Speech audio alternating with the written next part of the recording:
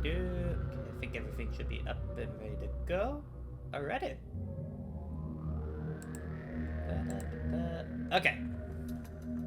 And get my map up on the side, so gotta go. Oh, I see you have your gravity suits. Yes. Well, welcome back to Samus Returns, everybody. So last time, we cleared out area 3 and 4.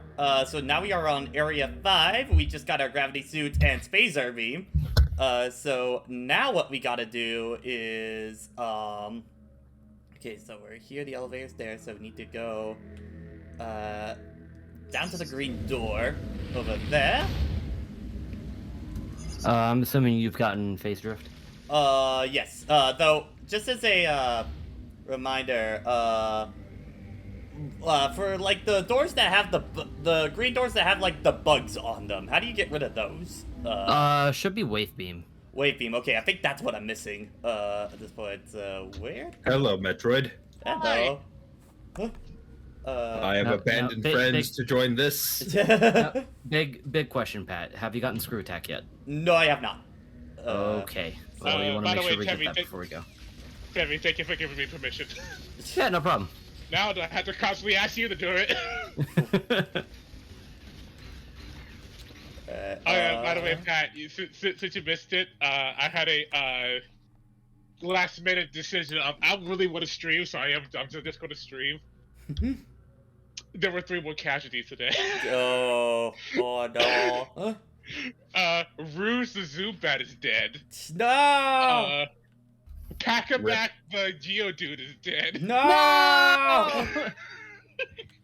And I signed up that I caught named William is dead. Ah. Okay, so I think it's, So right the run's down. going well. I'm seeing one of the power-up spheres is down here, so I'm gonna assume that's your screw attacker or wave beam, down there. I mean, on the upside, I now have Sonic is now Marferno, and Silver is now a Kadabra. Alright. Okay, yeah. This area makes sense. I don't think I explored here before, so let's just get this, point here. Good. Let me see. It's, I was so the map upset. says it's around here, so I think it's actually in this, oh no, wait, I need to find another way around. Shit. Wait a minute, real quick. Hi, Pat. Hi, Tevi. Hi, Warbot. Hello. Hello. I don't know your name. Oh, it's so the I only room know down you're here. Warbot. Okay. Hold on. There's one room off. I mean, it's Dan, Alright. Hi, Which Pat. might- Hi, Tevi. which Hi, might- Dan. which might get confusing, I guess. Yeah, we have another Dan that shows up here that died, so. See, it's Look at things me. like these I'm that the make me dad really now. happy. I have a really huge. Yeah, but Dan, you Patrick should is have like more- just not is like just rare enough that it's not an issue for me, kind of deal. Yeah, I can't say I know many Pat or Ricks. I think the only time was just in my I know. in not elementary true. I we know that. had 2 Patricks there, but That's not true. I don't know Patrick. In fact, he's getting his own show on Nickelodeon for some reason. wait, hold on, I messed this up because I think there's something over here. Yeah, there is. Actually, first let me get the item because I think it might be. Yeah, I was about to say you can get in that door. Cause which one is this? Plasma beam. There we go. Okay.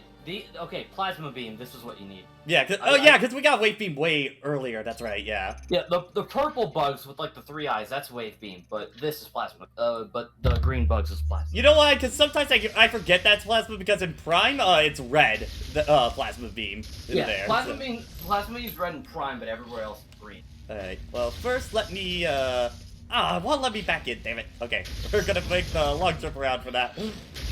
And it gets really fucking confusing in Prime 3 because they got the Nova beam and that shit. Yeah, Nova beam, which is also green. I'll be able to stick around for about half an hour or so, but after that I gotta leave. So Okay. I'll be here as long as I can. Okay, so let me go over this way and get that one energy sphere. There, I did it. Tevi had no idea how upset I was when Rouge died. I imagine you were very upset. People that don't know the context are just gonna be like, what the fuck? What the fuck? No, like, cause Prankster reminded me that I get a Crobat through friendship, not trade evolution. Oh, I can have a Crobat this one. Oh, sweet! Crobat's awesome! Dies. I screamed. I screamed. Well, Pat, it looks like you got cock blocked. Ah. Leave now. No. You know, I did enjoy your company. Oh wait, hold on, there is Aeon. There's free Aeon up here. I'm taking advantage of that. Yeah. Yoink. You know what, Patrick? Because of the way you have your stream set up, I opened up Twitch, looked at your stream, and I put something that went, "Hey God, how's Patrick playing Metroid and Pac-Man?" What? Your bottom screen was saying look like a Pac-Man base? Yeah, yeah. So I just been, hang on. How is this man playing Metroid and Pac-Man? One of those like one controller, two games kind of speedrun shenanigans.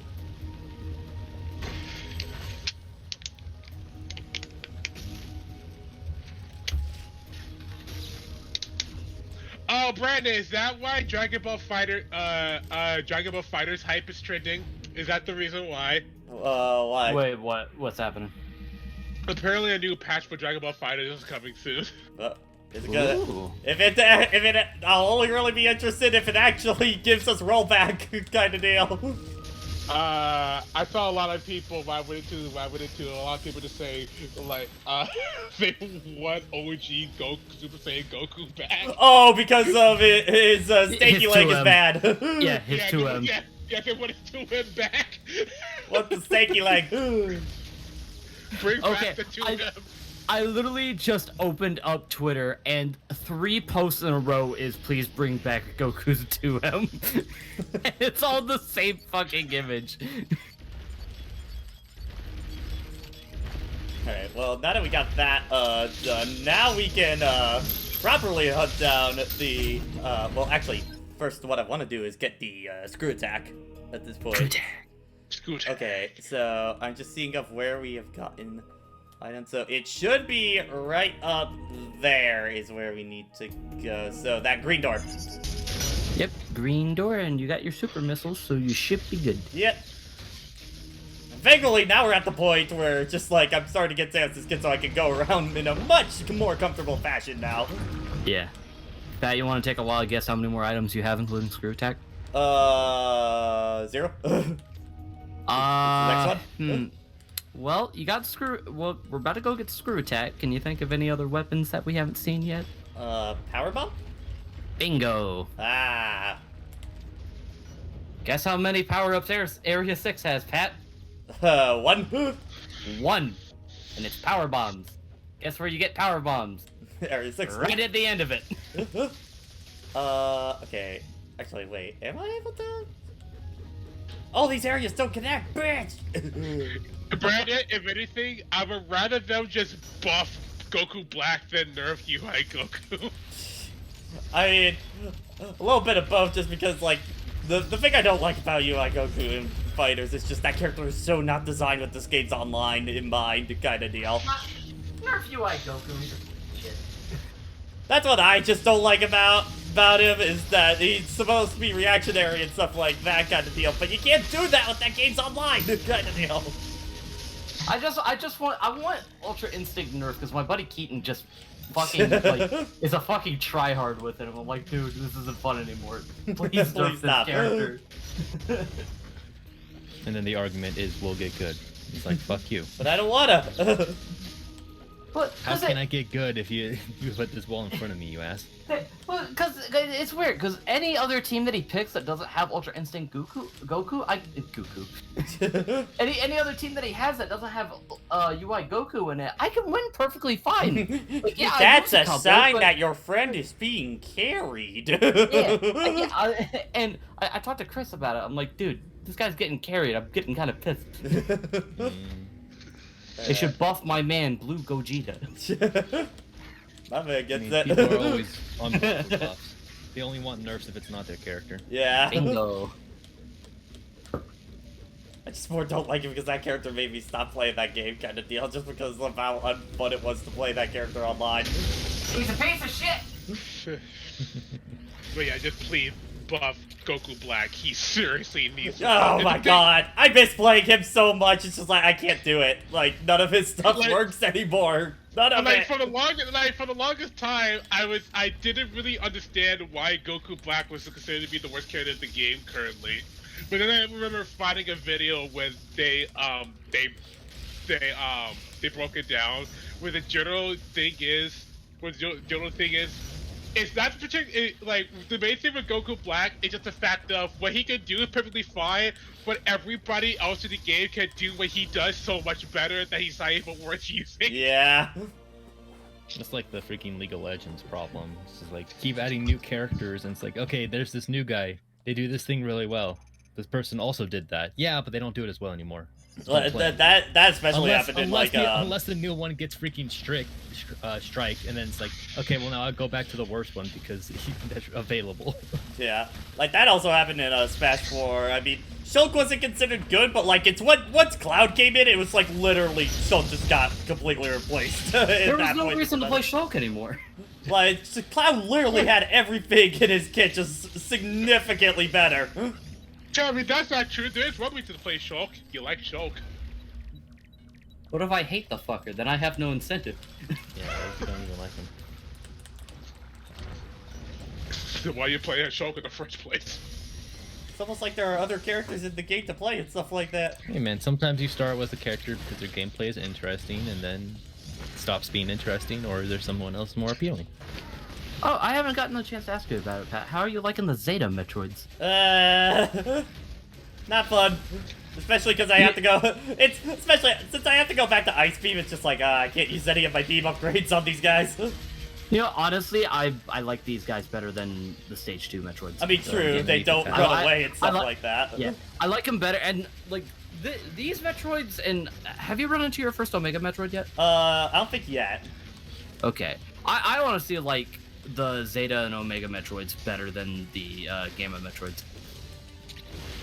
I'm trying to remember what Omega even looks like.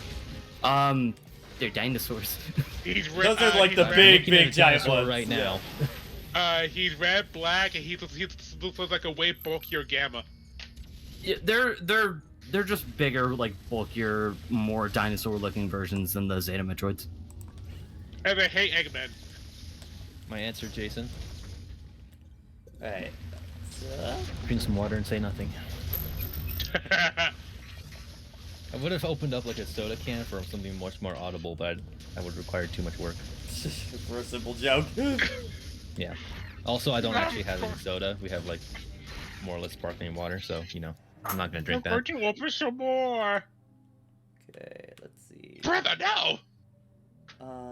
I believe the last one we have is okay, well actually first let's head up and do some cleanup up there, because there's probably a few expansions we can get. What characters in Fighter ZD got one buff? Well, the thing is, like, nobody here keeps up with fighters anymore. Yeah, we don't play Really. really. I'm very I think casual I'm- when it comes to that game now, so. Let me see. Gogeta Blue, Broly, and for shits and giggles, Frieza. What? Wait, no, you can't just say Broly. You have to be specific. Super Broly. Broly. Yeah, The only Broly. Of that list you mentioned, the only two characters of that list that would actually benefit from a buff is Frieza and Blue Gogeta. Alright. I like me. I What like happened to me. Blue I like Gogeta? me. Did he get nerfed, or is it just he's He power-grabbed? he need. I think that he needs Power just creep a- happened to him. That's Yeah. Power creep happened to him, and Jesus. he just needs a few more. I think he just needs like a few more adjustments to make him like a really perfect character for me personally. Like between Vegito and Gogeta, in that game, Vegito's the better fusion character to pick. But every time I go straight to fusions, Gotenks is the best. Is the best of them. Like Because before, of how much stuff he could just combo into each other. I mean, before I stopped playing the game, my team was Vegito Blue, Gogeta Blue, and Super Broly. To answer Game Master, someone could argue that it was because we had Steve break Twitter that Twitter was able to prepare itself for Sephiroth. It was strengthened. Molded that day.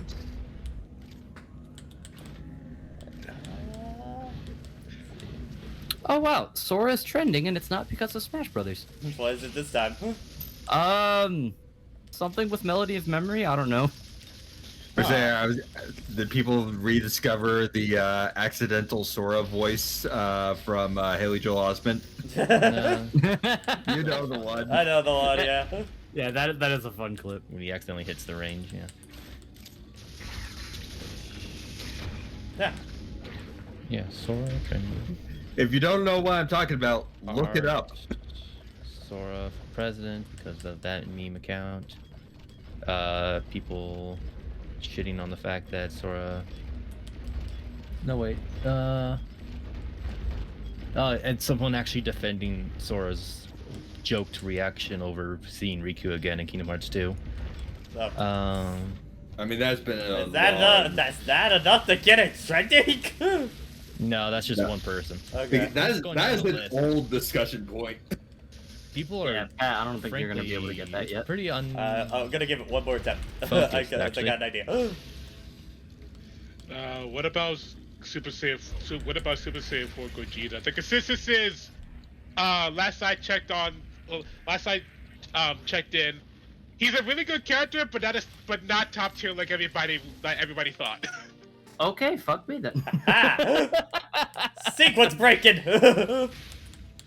Oh, did you guys see the latest trailer? Oh, I know Pat did. Yeah. But did you guys see the latest yeah, because you trailer weren't for here Samus Returns? yesterday, so we can talk about that. Oh my god, Wait, that is what? such a good looking fucking variant suit! We're talking about the Metroid trailer they released yesterday since it was the 35th anniversary of Metroid. They put out a little teaser for Dread where we got to see more Chozo and we got to see the various suit in action. So, Oh I my miss- I god, miss- that is a good looking variant I suit. missed this trailer then. I think it's somewhere. I have it. I tweeted it on my Twitter if you want to go through my stuff to find it, because I know I had the Japanese trailer linked. Oh Yep, great! I have. to There is go absolutely through no Wii reason why Sora is trending. It's just one of those times no where it is. consistency. Okay. It just is. Patrick, what is this GIF on Twitter? Which one? What is this? The one where it's just Twitch.tv/we do anything. Oh, the Samus one. Yeah.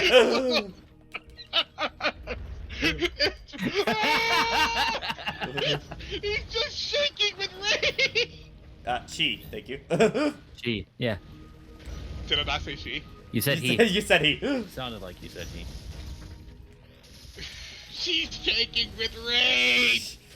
Because she didn't Jeez, find that Jason. one last damn power bomb. Jeez, Oh, yeah. Jason, are you assuming Metroid's gender? My Don't god. Yes, even yes, I fucking am. dare. Get that I did joke not ready. need that joke brought back. Good lord. I'll stop now. You shouldn't have even Wait, you- started. Wait, you started? How the what do I get through this area again?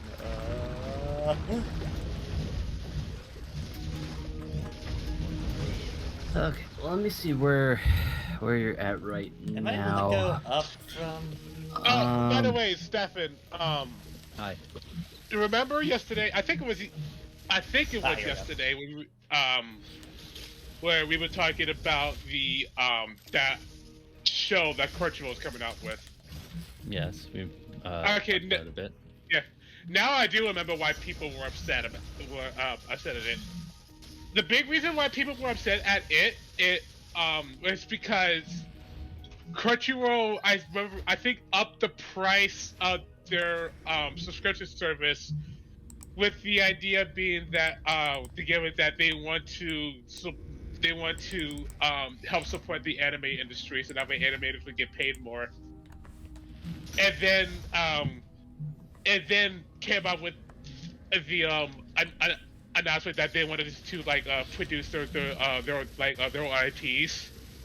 So people were people were very upset that All that money was basically going to their own production and not other studios kind of deal. Yeah.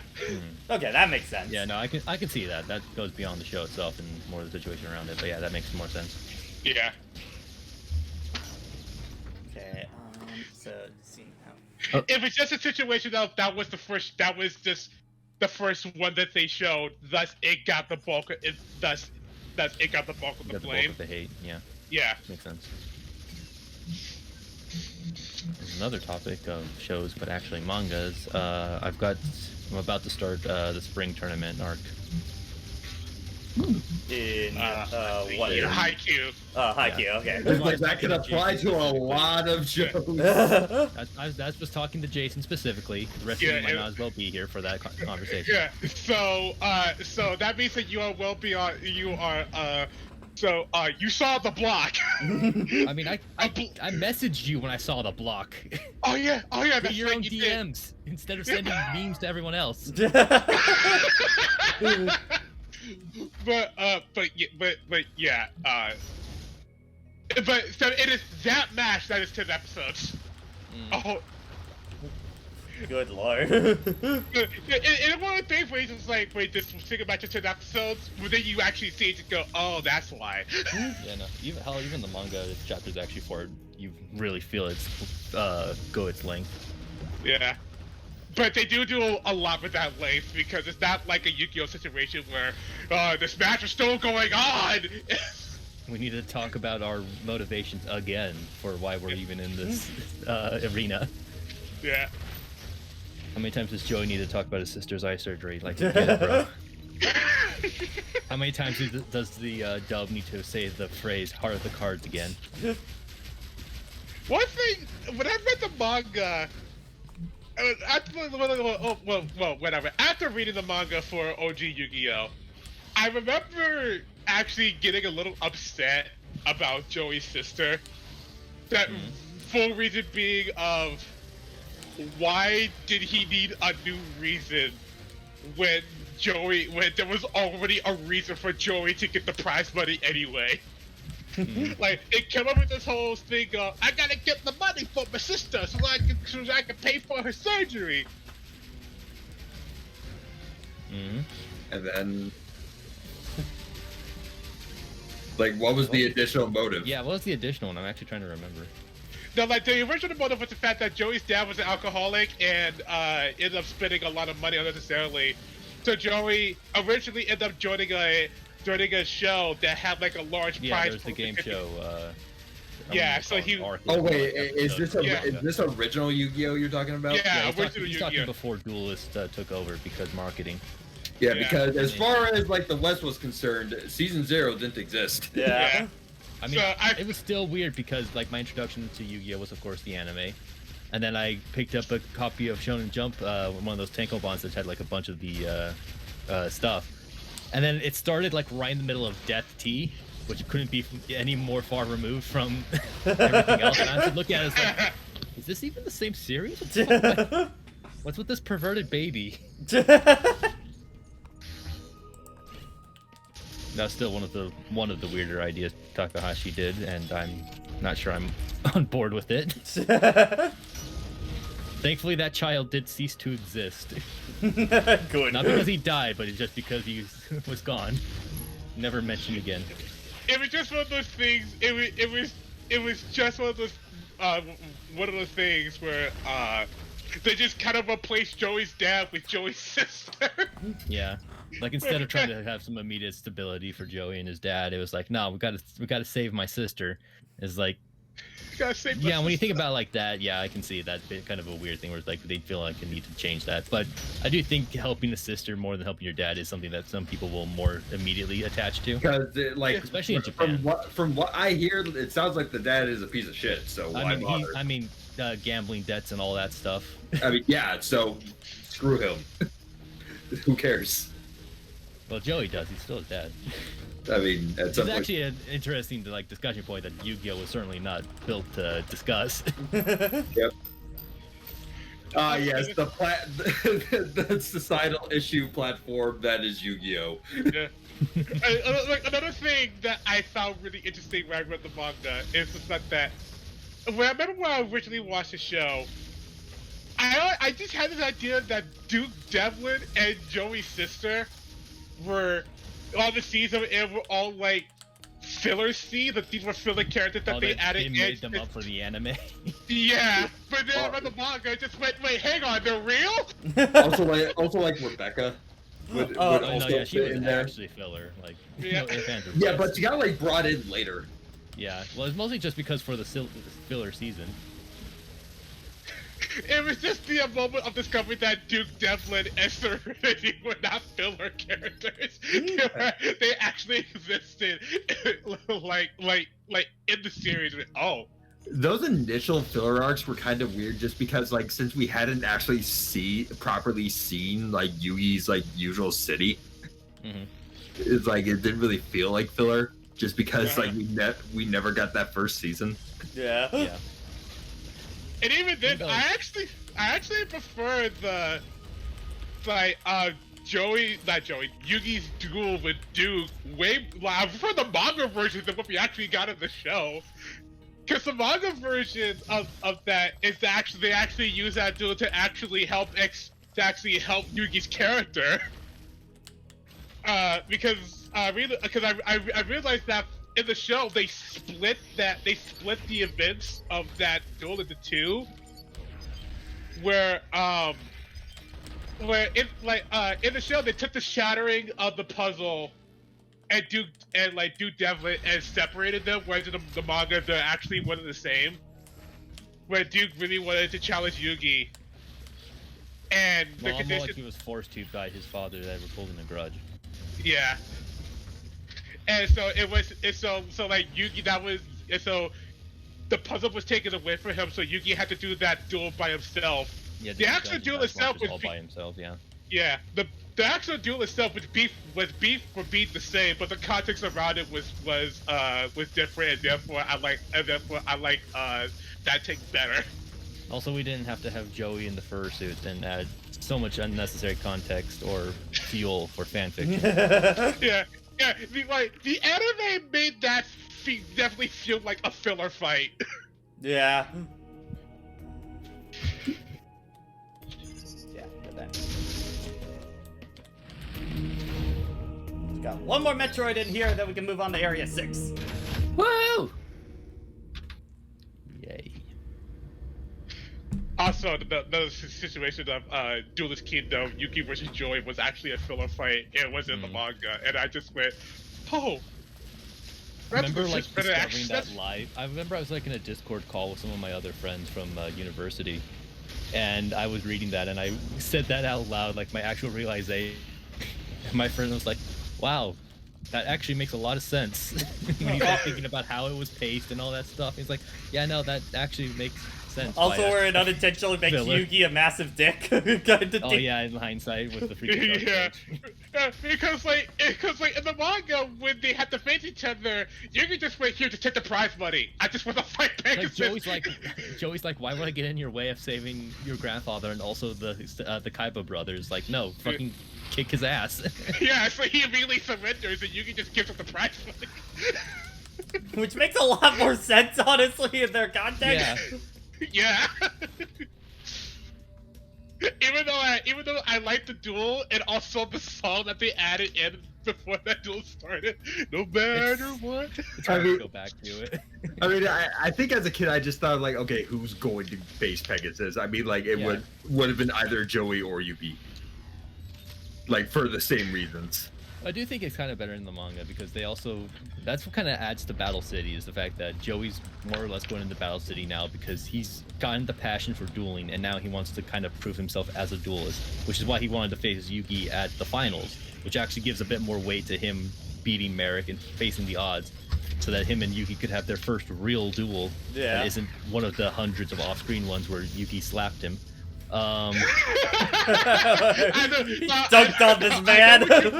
I know what you mean, but it's just funny. I just imagine that Joey put on the dude that's good, and Tim just actually slaps Joey and just went, no, we're not doing Yu-Gi-Oh! it. Bridge would do. No, you know, I think it's most of my memories there of was, Yu-Gi-Oh have been replaced by Yu-Gi-Oh! there was Bridge. like a Yu-Gi-Oh! I forget the name of it, but there was like this one offshoot manga that they had that was not by Takahashi.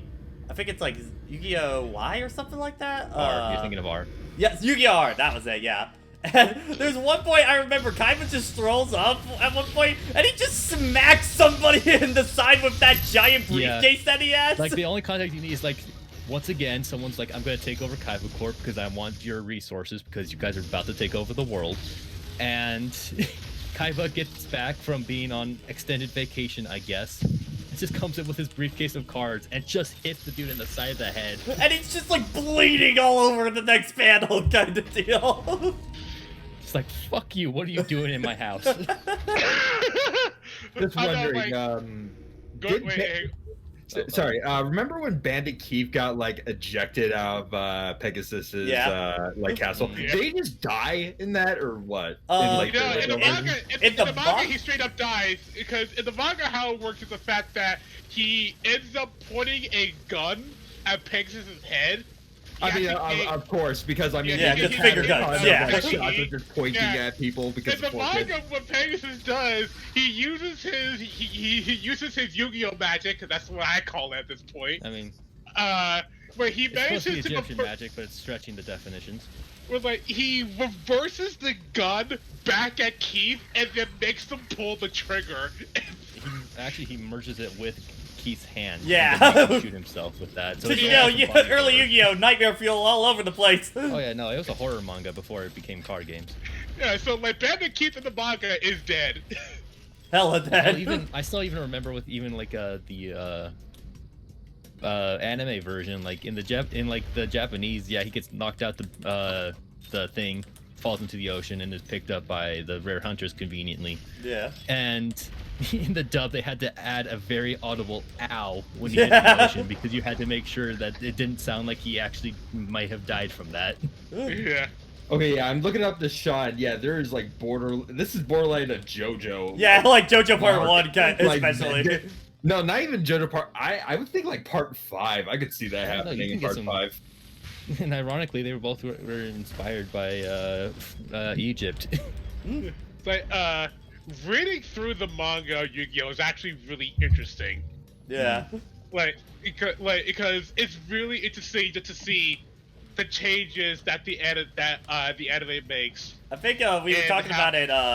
We were talking about it on yesterday's stream. There's just something about the original Yu-Gi-Oh! Of where Takahashi had to completely change the identity of it multiple times to like get it to fit with like the marketing and whatnot. It's just kind of interesting to see how he managed to like get his way through that sort of deal.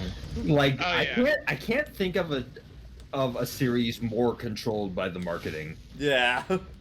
Dragon Or Ball at least blatantly. was technically, but I mean, yes, it wasn't so blatant, especially because like martial arts versus a literal card game that people are now selling you. I mean, at this point, like it feels like Dragon Ball is kind of on autopilot. Like, okay, here's the next power. Yeah. Here's the next like hair color to represent the higher number. And they're trying Alright, to guys, I gotta head out, so I'll talk to you guys See later. ya. Alright, Tammy. See ya. Also, to answer Triforce of Doom, actually, I think Yami only killed a couple people, not actually too many. Some of those deaths weren't actually deaths; they got out fine. Yeah, it's like I think. JoJo. Though I It's think. like, no, they just retired. I think They got better. season 0 added a few, made a few of them deaths. I think. Man, Mariah should have died. Retired. Are you kidding me? She was crushed between two cars. Yeah, I thought that makes Yeah, her sense. freaking spine is shattered, and she's probably cut in half now. She got better. Even like freaking Whole Horse, he shoots himself in the face. Yeah, no, he'll be fine. He'll get It's he's in good. the Check to the hospital. hospital. I mean, like freaking Abdal, like that is the most egregious. Like, oh no, it scraped him. Like, no, clearly Makes me annoyed. the Clearly, the gun went through his head. Kind of. it's like clearly the bullet was angled in a way that could have possibly not have killed Yeah, we him. did, Brandon. Yeah, we did. Yeah. But going back to something you said earlier, Stefan, it does dangerous. the it's one of the things where I did think about it. I was surprised, like, man, a lot of the filler in OG Yu-Gi-Oh is just me want to take over the Kaiba Corporation, and Kaiba goes no. A lot of people just really want to take over Kaiba Corp, and Yu-Gi-Oh the gang help them out, like help Kaiba out. Well, I think it was, that's why, like, one of my favorite Mutter's Basement videos is basically, like, it's like the strange world building of Yu-Gi-Oh! It basically just talks about how Kaiba Corp rose to power shockingly fast in, like, the world of Yu-Gi-Oh! Kind of deal. Yeah. Like, He Kaiba- also- Kaiba- he also- Because it was like, I think it was like, reminder of like, Duelist Kingdom and Battle City are within like a few months. So like, of how big of leaps in technology and how much Duel Monsters like became everything, it was just like, damn. Like Battle City might as well have been like maybe like that could have been like Golden Week. Yeah. Like they got their time off of high school, which everyone is still in, by the way, including Kaiba, despite the fact that he's a full-time CEO, as far as the anime tells you. Like, why does he ever need to go to school? He is set for life, kind of deal. Yeah, I mean, yeah, that's kind of the reason, the logic of like And he Dark just Side had- mentioned is like he's in his final year, his grades are fine, and he's already in a successful job. Who cares? And he already has Make like a career. world revolutionary like technology. Wars Yeah, are his teachers being like, fought looking with at the his card grades, games it's that like, we don't is even care. It's like, oh hey, you just have hologram technology. Well, like, alright. wars and countries are fought with these things for crying out loud. This man is set for life.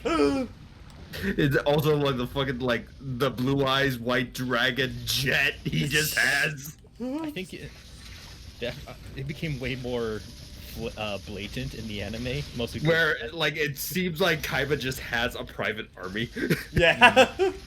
Well, I mean, considering the fact that it all was a military complex before he took over, True. so it's just leftover stuff is like, well, I'm not gonna throw everything away. I'm gonna take this. I'm gonna take this Harrier jet and turn it into a blue eyes, and you can't stop me. I'm gonna merge the military and Disney. And it worked. It's only a matter of time, baby. The scary part about it is it worked. I think Dark Side of Dimensions is when it started to get a little absurd because, again, they needed to make things work within that logic, but they also time traveled back to 1998. Where they have just all the new cards and stuff like that. We have we took everything from Arc 5 at the time and just reinserted it into 1998, and everyone's just like, It's like I still love the context of just like, you know, there are still like only 3 Blue Eyes cards in existence, and yet there are all these other extensions to the Blue Eyes. So it's like, why do these exist if there's only? I get if that was like a weird dubism where there was only the 4 Blue Eyes in existence or some weird thing like that. Oh, was that a dubism? Okay. I feel like I remember someone mentioning that. I didn't. Really That would make a follow lot up on more it, but I wouldn't be sense because surprised. I was just like, When- why would these cards exist? When did Dark Side of Dimensions come out? that was, Like, was that relatively recent? I think that was like 2016 or something like that.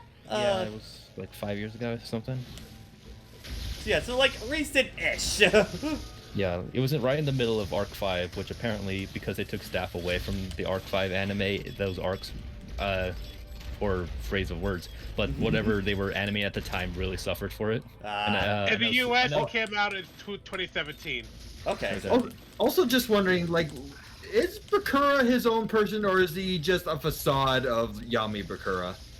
he's his own person. He's his own, He's his own person. he's his own person. Because I feel like I never got a clear answer on that. Dubis, Well, no, like Bakura, no, like it is a dubism, but Bakura is in the same boat that Yugi and Kaiba are in, where Wait. What do you mean Kaiba is in? Yeah. like No, they are no, reincarnation no. from like Egyptian Oh, the time. reincarnation part? Yeah. Yeah. Yeah. Okay. yeah, where they look exactly like their like Egyptian counterpart, except the difference is like Bakura was evil. Yeah, and also Bakura And Zork. just has... Okay, so Bakura just has no control over his dark side. Yeah, which was actually one interesting thing about his original encounter when it was a D&D game, which I liked a lot more than just the card game. Yeah. Where he was like actively fighting, like he was even like fucking up dice rolls for the DM. So he's like, no, you're not gonna get some free wins out of this shit. Yeah, I still think like one of my favorite part of that in particular was Yami Bakura is doing some flagrant cheating because he's manipulating the dice with some anime logic rolls. And then Atem steps in and he's like, I'll just do the same bullshit and I'll point it out to everyone. So yeah, if you're gonna cheat yourself perfect rolls, and I will also do that. So either nut up and deal with the real stuff, and of course he's gonna cheat anyway, or we're not doing this. Yeah, it feels like Yami Bakura was more of the main rival, like originally. Yeah. At least in trying to do concept. that. Definitely led up to it more because they both had the Millennium items and all that stuff, but because everyone's so latched onto dual monsters with Kaiba, he became the real rival. Yeah. It's like the Bakura storyline is much more streamlined in the manga than it is in the anime. The anime has mainly because like the anime has a whole bunch of filler to weave that you gotta weave between. Because of that, it really stretches out the point where Bakura finally does does stuff. Yeah, because as far as the manga's concerned, is Season 0, Duelist Kingdom, Battle City, Millennium World. yeah, and then Millennium World. Which actually leads to another thing, like because of the way that the anime is laid out, Joey actually does beat Yugi at the end of Battle City. Yeah. Because remember he wanted to fight Yugi to actually get back his red eyes. Yeah. And he had it in the next arc. Open-ended. You could just say that he fought a good fight. Like, that could also just be another thing where it's like feeling like you could phrase it where it's like I win it from you, or it's more like I earned it from you. I feel like that's the kind of specifics you can get. Like, I'm all fine if Joey actually got the win, but Yeah. it's the phrasing itself can also leave it ambiguous to whether or not he just put up a really good fight. Which actually, that was another thing, was like when they did the anime exclusive fight of like Joey versus Kaiba, a good duel, but also like one of those is like, why is this here? Yeah. This just kind of ruins the pacing.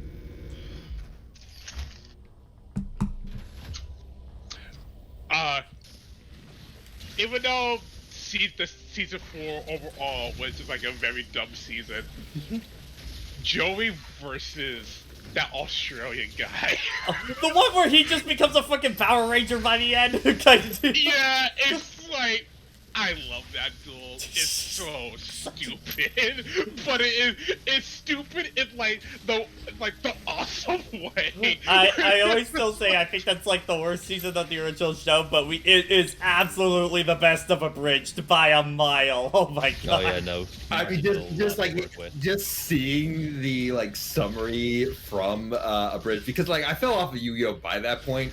Like I definitely had a hard time keeping up with Waking the Dragons. I also like don't think I really knew when it was even on back then anymore. Like I think like kind of lost track. Yeah. Friday mornings on the WB. Uh-huh. I kept. Thank you. My mission was mostly like actually like either keeping up with it, or like I started to have like clubs or sports happening on weekends, so I couldn't actually stay to watch it all. I think one of my favorite jokes for the English series for season 4 was when he was when Tim was fighting the guy Ralph. that made Ralph. Yeah, thank you. And he just ended up cracking a joke about his dead parents, and he just cut back to Ralph shedding a single tear. Yes. And then Tim just goes, "Okay, maybe I am a little evil."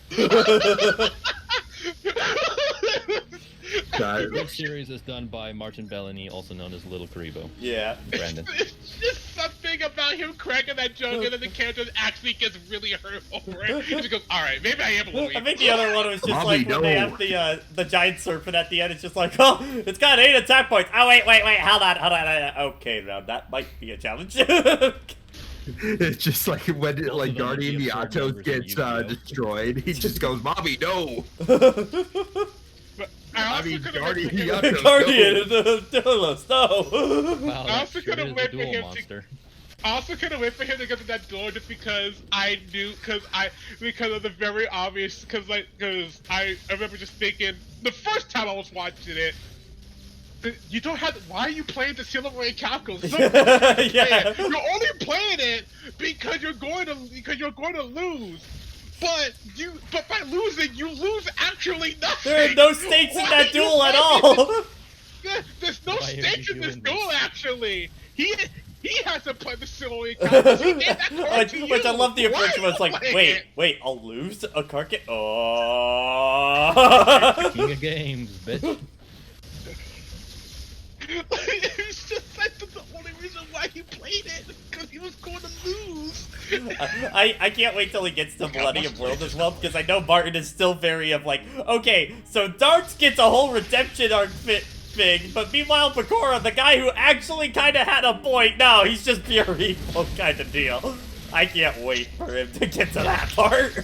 I'm actually fascinated for if and when he does Dark Side Dimensions, just because based off of a Twitter argument where he's like, so there's like a whole Twitter discussion he was having people about whether or not Yugi actually gets taller when he turns into a Tem. And in the manga, he still stays the same size. Hell, there's multiple shots during like Joey's duels with people where Yugi's in the background and he's actually cut off because he's that damn short. And in the anime, they make freaking a Tem like a full foot taller than him, and it's even more obvious when you get to like the Pegasus duel and they're talking in their mind space, and you see them stand next to each other, and it's just like, whoa, wait.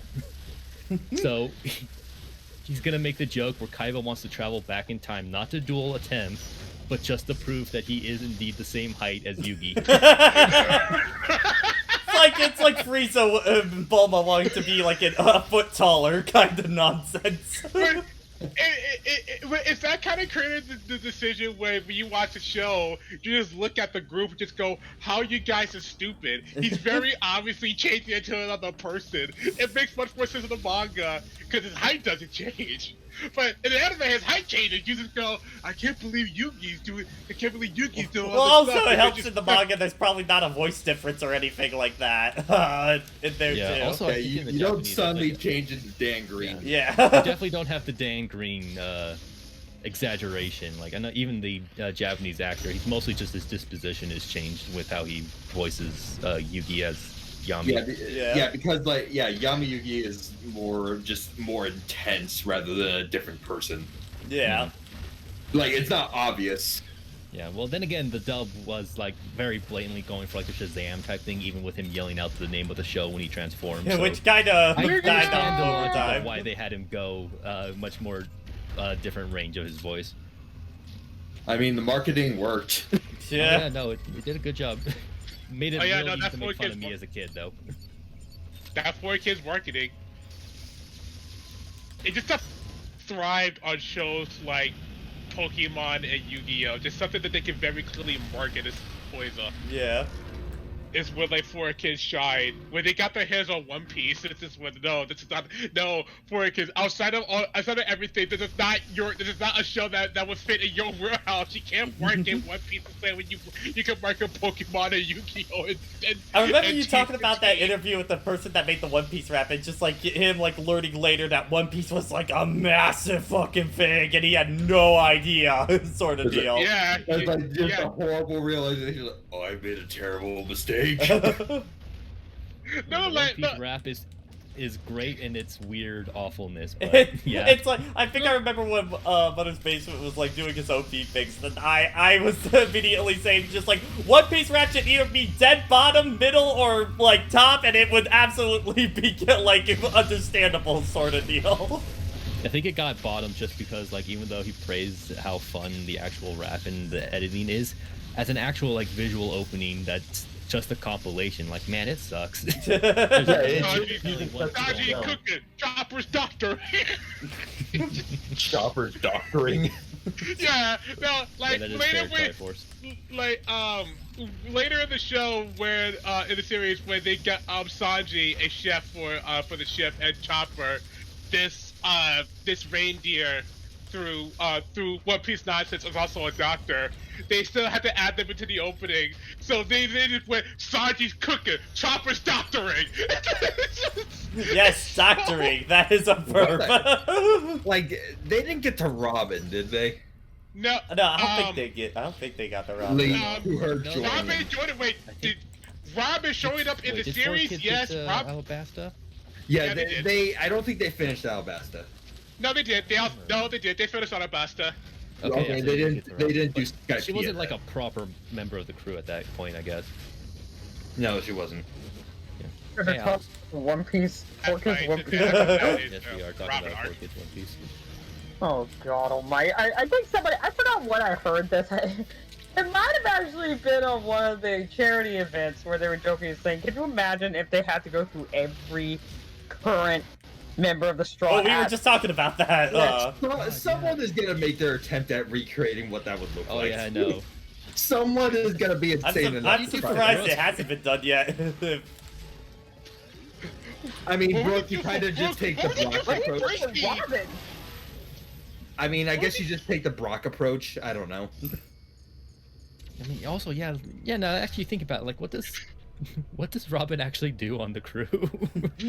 She's the group's historian, but the thing is, she's an archaeologist. Like, if they find, effectively, if they get some, the idea is if they get loot and treasure, she can figure out actually how much it's worth. So she's Yeah. effectively an appraiser. Yeah. Okay. And there's also those glyphs. I forget Yeah, what they're I mean, called. that's The pony what goes glyphs. on Detre. Poneglyphs, I believe, is the name of it. Yeah, I mean, Yeah, that's the biggest thing for her. Yeah, because Also, that is her. Prankster that is says her that goal. She 4 wants to Kids solve ended the- just as Skype started, so Okay. yeah. Yep, and they all died. The end. The end. I mean, oh god, I remember in freaking Yu-Gi-Oh! 5Ds, it's like they're in the middle of a final duel before the final season. It's like, all right, we gotta move on to Zexal, so they just took footage and just changed it to be a conclusive ending, and everyone's just like, what? Well, at least they tried to conclude a GX. They're just like, oh. We'll come back to James it. dead, lol. Middle finger. Oh, you know what? I think I fell off so hard of Yu-Gi-Oh when like Yu-Gi-Oh GX happened just because the tone was just really. that was kind of lame. for me. Was well, no, Jason, I'm kind of in. Understand? I felt the same way. I'm in the same boat. I was just like it because Like- GX at the start didn't really click the same way the original Yu-Gi-Oh did for me. And Like- to be fair, I think in Oh, GX you're it hurting takes me. like I do like GX overall, but it takes a long time I think for it to like find its mark sort of deal. Yeah, like keep in mind this is like 12-year-old me. Yeah. Yeah. No, I Because get it. even I as a get kid, it. I always It's felt that like GX is my with how favorite 4Kids was Yu-Gi-Oh doing series. GX, I was just like, this feels like it's trying way too hard, even as a kid, you know. And also like, oh man, my favorite characters such as Bear Man. Oh, Pat, you in trouble. Whoa, Yeah, you're no, no. hurting me. Yep. You're I hurting mean, it me. doesn't help with the dub, especially with Chumley. Oh god, the Oh, fat chick. God. Man. It's Oh, delicious. cheese. Are we gonna blow It's cheese? delicious. I also thought Jaden himself was just kind of lame. I mean, Chumley was written out of the show, to be fair. But, Yeah. I mean, he got, like, basically lost to his dad, got kicked out of Duel Academy, but Pegasus was just like, holy hell, you're an amazing artist, come work for me. Oh, he I was like, could, okay. Do you do commissions? No, he didn't get kicked out. His dad showed up, tried to get him to Oh, wait, to yeah, no, leave, he did to because go that, no, join, wait, he to go had a join, placement. Okay, the guys. He had a hot placement sauce duel. company. Yeah, yeah. Can I talk about that? Even Sparkling Punch. They went with hot sauce? They it with hot sauce, yo. It's so good. No, see, that's what I remember us talking about Grace Turn. It's not a spoiler, by the way. But like, because Van Zeeks, has his wine glass and stuff like that. But the ESRB rating for it does not mention alcohol at all. So what the hell is it, kind of deal? Grape juice. No, because that shit is flammable. I don't think grape juice is flammable. Look, sometimes he just throws some oil in there, like on top. Wait, he's drinking oil? Excuse me? Don't worry about it. I think because nowhere they don't mention what he's actually drinking, they could get away with they could just get away with it by having the player believe it's anything, even though we all know it's wine. He's drinking wine. Especially, he's drinking some fire wine and throwing it in the fire because he's mad. I think it was funny, going back to Chumley's last dueling episode, where it's like, everyone's in their art class or something. It's more like just in between stuff. Everyone's just drawing and doing stuff. And everyone's doing stick figures and stuff like that because they're a bunch of teenagers. And then you go to Chumley and he has a freaking painting drawn up. And he's like, oh yeah, no, it's all right. Bob Ross ended up at that art class. And Chumley got some skills. It reminded me of when we had the night where we did the 5-minute drawing challenge kind of deal thing, and it was we had all of ours, and then Sophie was just 5 steps ahead of all of us kind of deal. It's like, oh god, why? Why are we doing this? Okay, I have a question for you guys. Who was arguably worse, Chumley or Hasselberry? Chumley. Handled worse? Chumley feels more offensive. Chumley,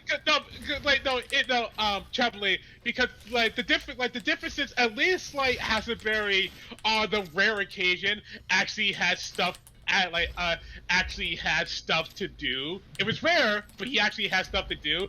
Chumley was just the fat friend of the main character. That knew some stuff. That knew some stuff about the school, but he was just there to get into trouble. Chumley only had two duels. That was against his father and against I almost called it Crocker. I wouldn't be surprised. It's pretty similar. Bigger jokes with him instead of just constantly saying hey, he looks like a woman.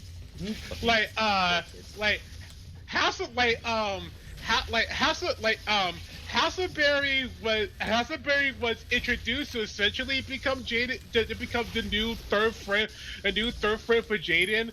But the difference is he actually has some funny, stupid stuff going on. He had this obsession with dinosaurs to the point where his eyes would change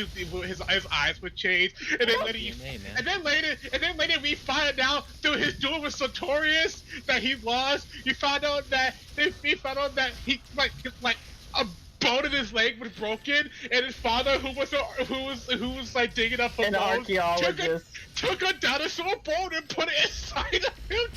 Yeah, so now he's got that dino DNA. Which is why he had dino DNA. Which is why he's strong-willed. So stupid. Which is why he's strong-willed. And then when the whole Society of Life thing hits its climax, he can turn into a dinosaur dual spirit. How does that part explained by dino DNA? Because he's strong-willed. Oh shit! Yeah, no, sure. All right. He's strong-willed. No, I even like how when he told that story, Cyrus's first response was, "You're just making that up." You're just making that up. He didn't believe it, but Sartorius just went, "All right." He just moved on. Sartorius is like, "I have magic power. Sure, why not? I'll believe it." Yeah. Cause he actually did after all the shit that happened this season, yeah, I can believe that. And then the next time that Hasselberry did stuff was in season 3.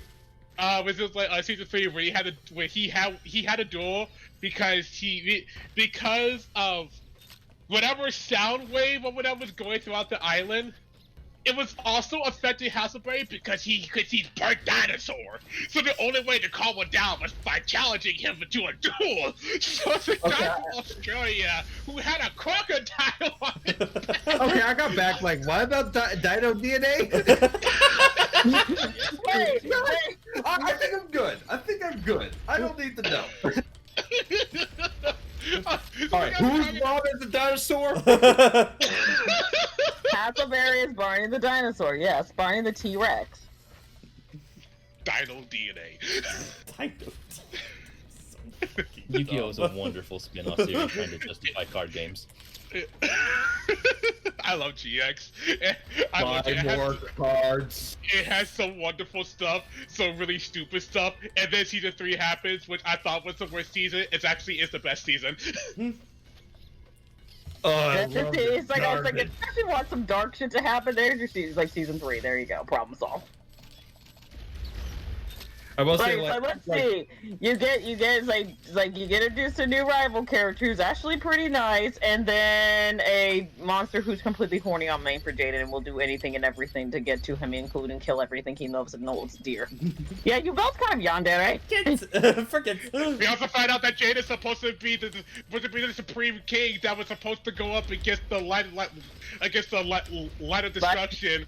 I'll always remember the one article that was just like the 10 worst things Jada has done. Is like what, like number 1 was like play 2 spell cards from his hand in 1 turn. Then just like number 9, commit genocide kind of deal by the end of that.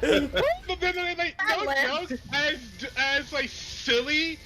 And you're finding out that Jaden is from a different dimension. He was supposed to be like the Supreme King to go up against the Light of Destruction.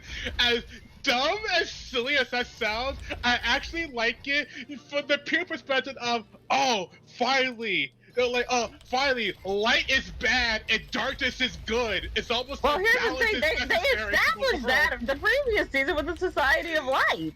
Yeah, it makes it the fact that oh, Supreme King is the face that's supposed to fight it.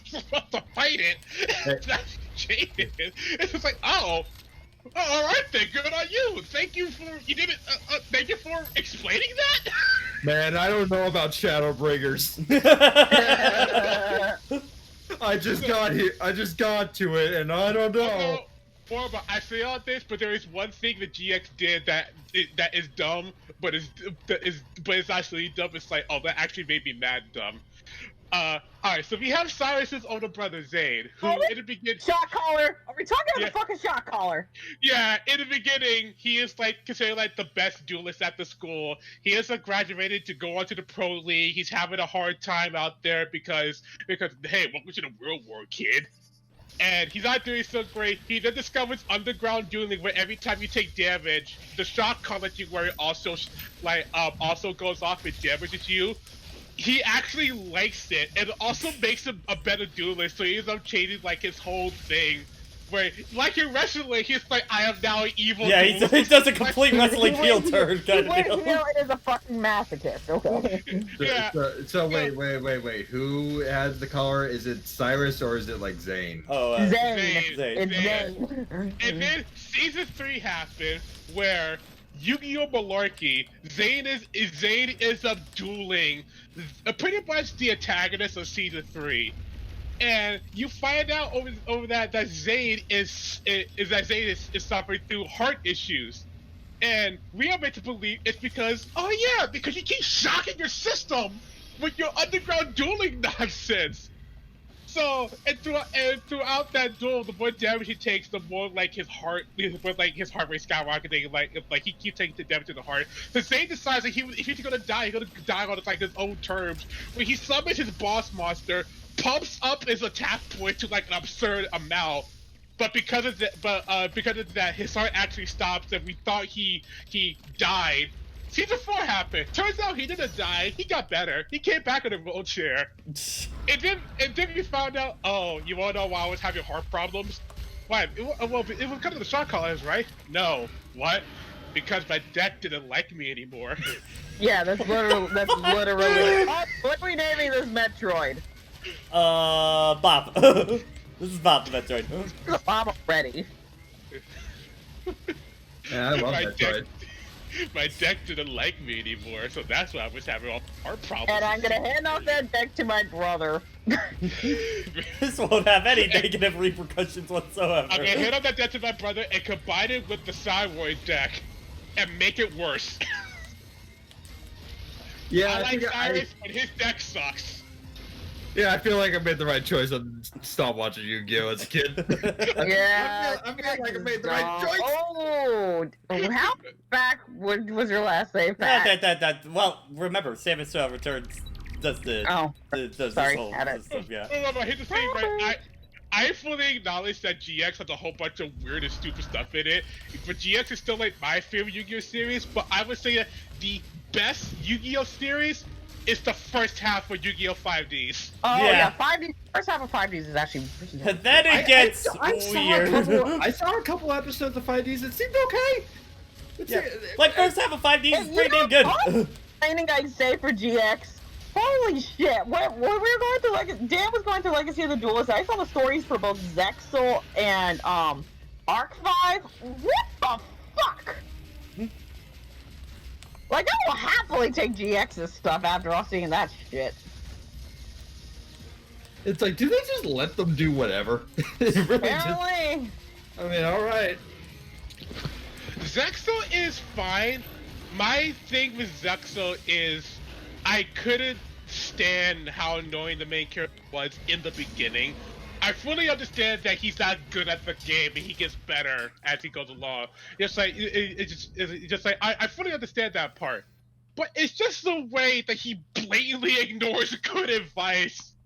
Yeah. And it's I just mean, like it's like his no, whole demeanor that just makes me go, with "Nah, I'm good." Astral, like Astral does not put up with Yuma's shit the moment he meets him, and he still has to just deal with the shit.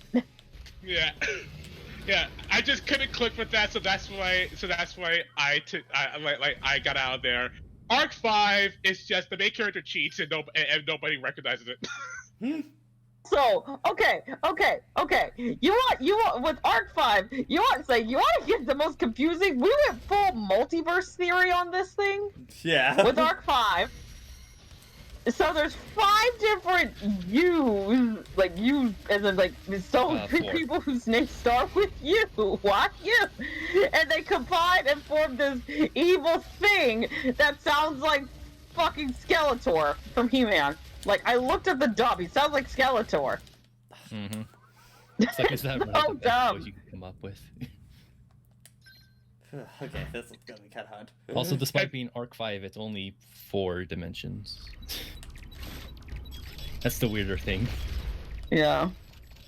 And then of course we have Jason's old rant about why pendulum was a terrible thing to the meta. It was. And it's gonna be added into Duel Links soon, and I hate it. Oh, are you playing Duel Links? Yeah. Why? I just don't understand. Why? Like, being able to summon multiple monsters in a single turn was already running rampant in Yu-Gi-Oh! So why would you add in a whole new summoning method where you can literally summon up to 5 monsters in a single turn? Wait a minute, did you just say summon a bunch of monsters in one Yes, turn? yes. Yeah, that's against the rules, isn't it? Actually, there are multiple occasions in which you can summon monsters correctly and exactly in the rule set. It just Nothing made weird. Martin would be tempted to make that joke. He does like calling back. No, he did that joke when he did season 0 of Bridge. Yeah, in season I 0. never saw Bridge, he that, did so egg on my face. It's just, to me, it just felt unnecessarily complicated because now you have pendulum monsters that can have a monster effect and a pendulum effect, and when a pendulum monster is destroyed in the pendulum zone, instead of going to the graveyard, it goes face up in the extra deck, and I'm sitting over here just go, this is so unnecessary.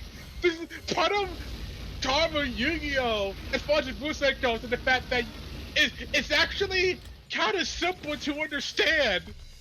It's like everything is kind of laid out for you perfectly. Here's your monster zone. Here's your spell and trap card zone. Here's your extra decks for like monsters. You have this powerful monster that has special summoning conditions.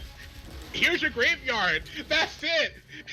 And that's it. Picture assembly. Oh yeah, we gotta place the monsters on top of the extra deck because we could have shown it to the graveyard, and we could have just added a new graveyard for picture monsters. That's just fun unnecessary. Just go put them right here. You Just complain right about here. Mega Evolutions and Z moves and Dynamaxing of Pokemon. I'm just like, oh shit. It's like, fucker, Yu-Gi-Oh! It's still not good in either. Doesn't mean it's not bad. Yeah. At least one's easier to understand than the other. I mean, both break the game just as hard, so, you know. No! Yeah, it did. Z moves do not break the game. It's a one and done thing, so you gotta time it So, correctly. just like every generation adds a new random, you know.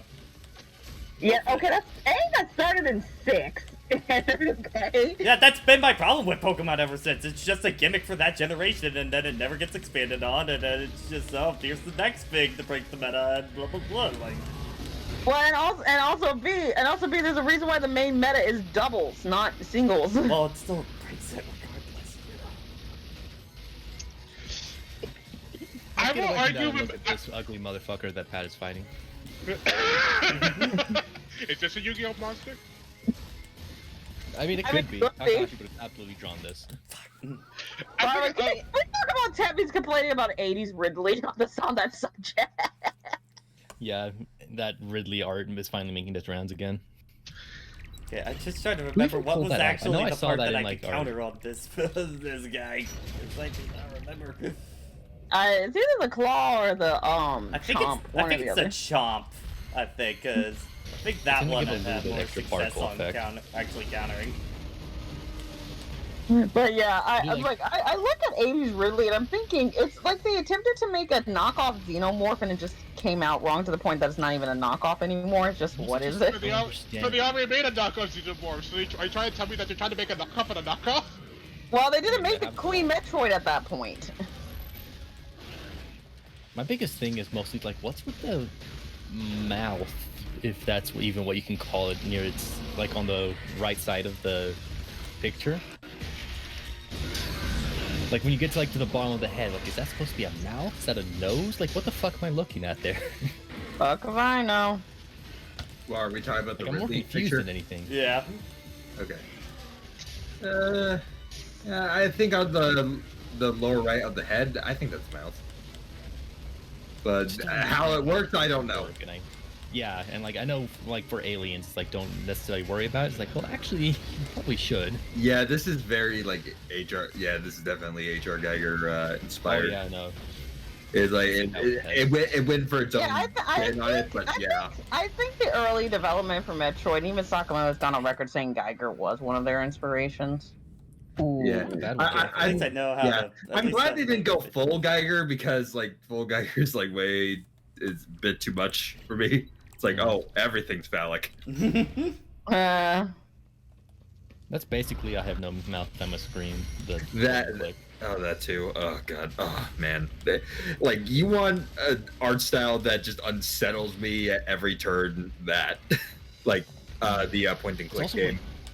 He was also right at the nice era where the kind of visual graphics of computers were like good and bad enough to really make it even more effective. Yeah, no, like kind of later DOS era games like just look creepy as hell to me. Like pretty much all of them look creepy to me. oopsies. Sorry. I accidentally clicked the cell game. Which, by the way, is my personal favorite ones. That was the Kenshiro one. Yeah, I've rewatched that one and Kenshiro the most. Just so being like, yeah, sure, I'll play a card game. Fuck it. No, but I still love. It's like, oh, how did you know I was allergic to tickles? Bam! Oh! Oh! Oh, Christ! Did I ever tell you that? Okay. Very great comedic timing in those. But the question is a Metroid bug meat or man meat? Well, right now, I met. yeah. Oh, okay. It's Metroid meat. What does that mean? I don't know. You figure it out. We got extra energy tank going out. I just really wish there were energy refill things by where the Metroids are. kind of deal, because I feel like I've been in Or this at least situation a lot. Or at the very least, do like what some of the other games would do and have like the wall door give you health before you fight the boss. Yeah. Yeah. I know Fusion did that, and probably did Zero Mission do that? I think.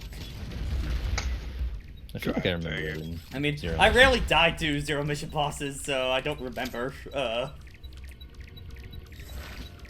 Like back to the Geiger stuff. Like I think that was actually the reason why I kind of bounced off of Axiom Verge, just because it kind of went full Geiger. Mm.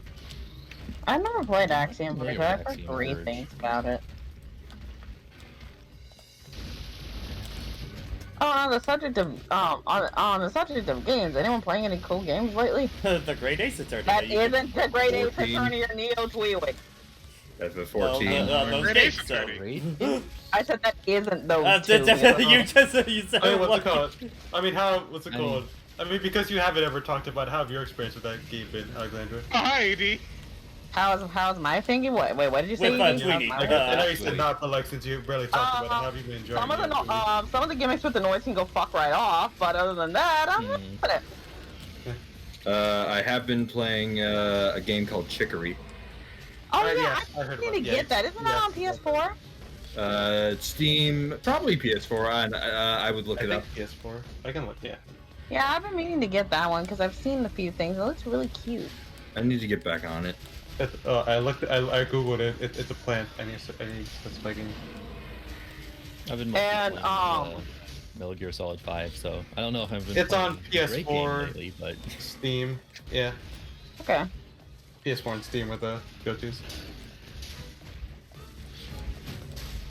I have been having a hankering to go back and play some PS2 era Metal Gear, though.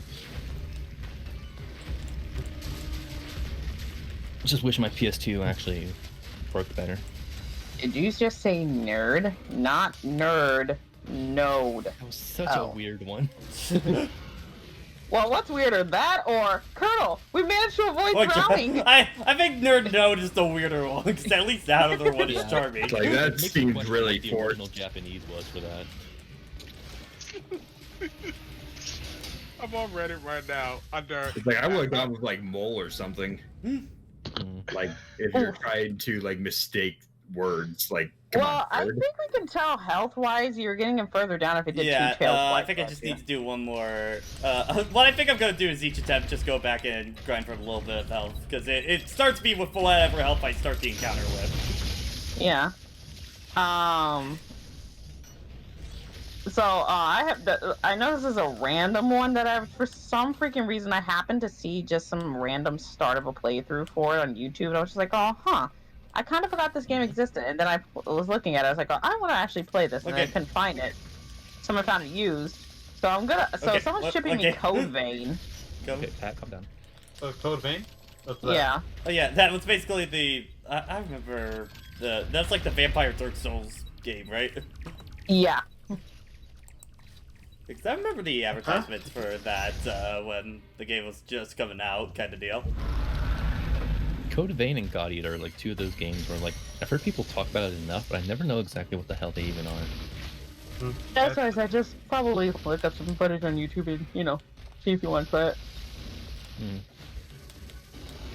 Okay, I'm sorry, but that attack, that Totally counts. It's like that is not a fair move right there. Well, more just I tried to avoid to sneak around him and it didn't work. I tried to avoid it. I hope it did. Was Godzilla the first example of that laser on the ground then go up thing?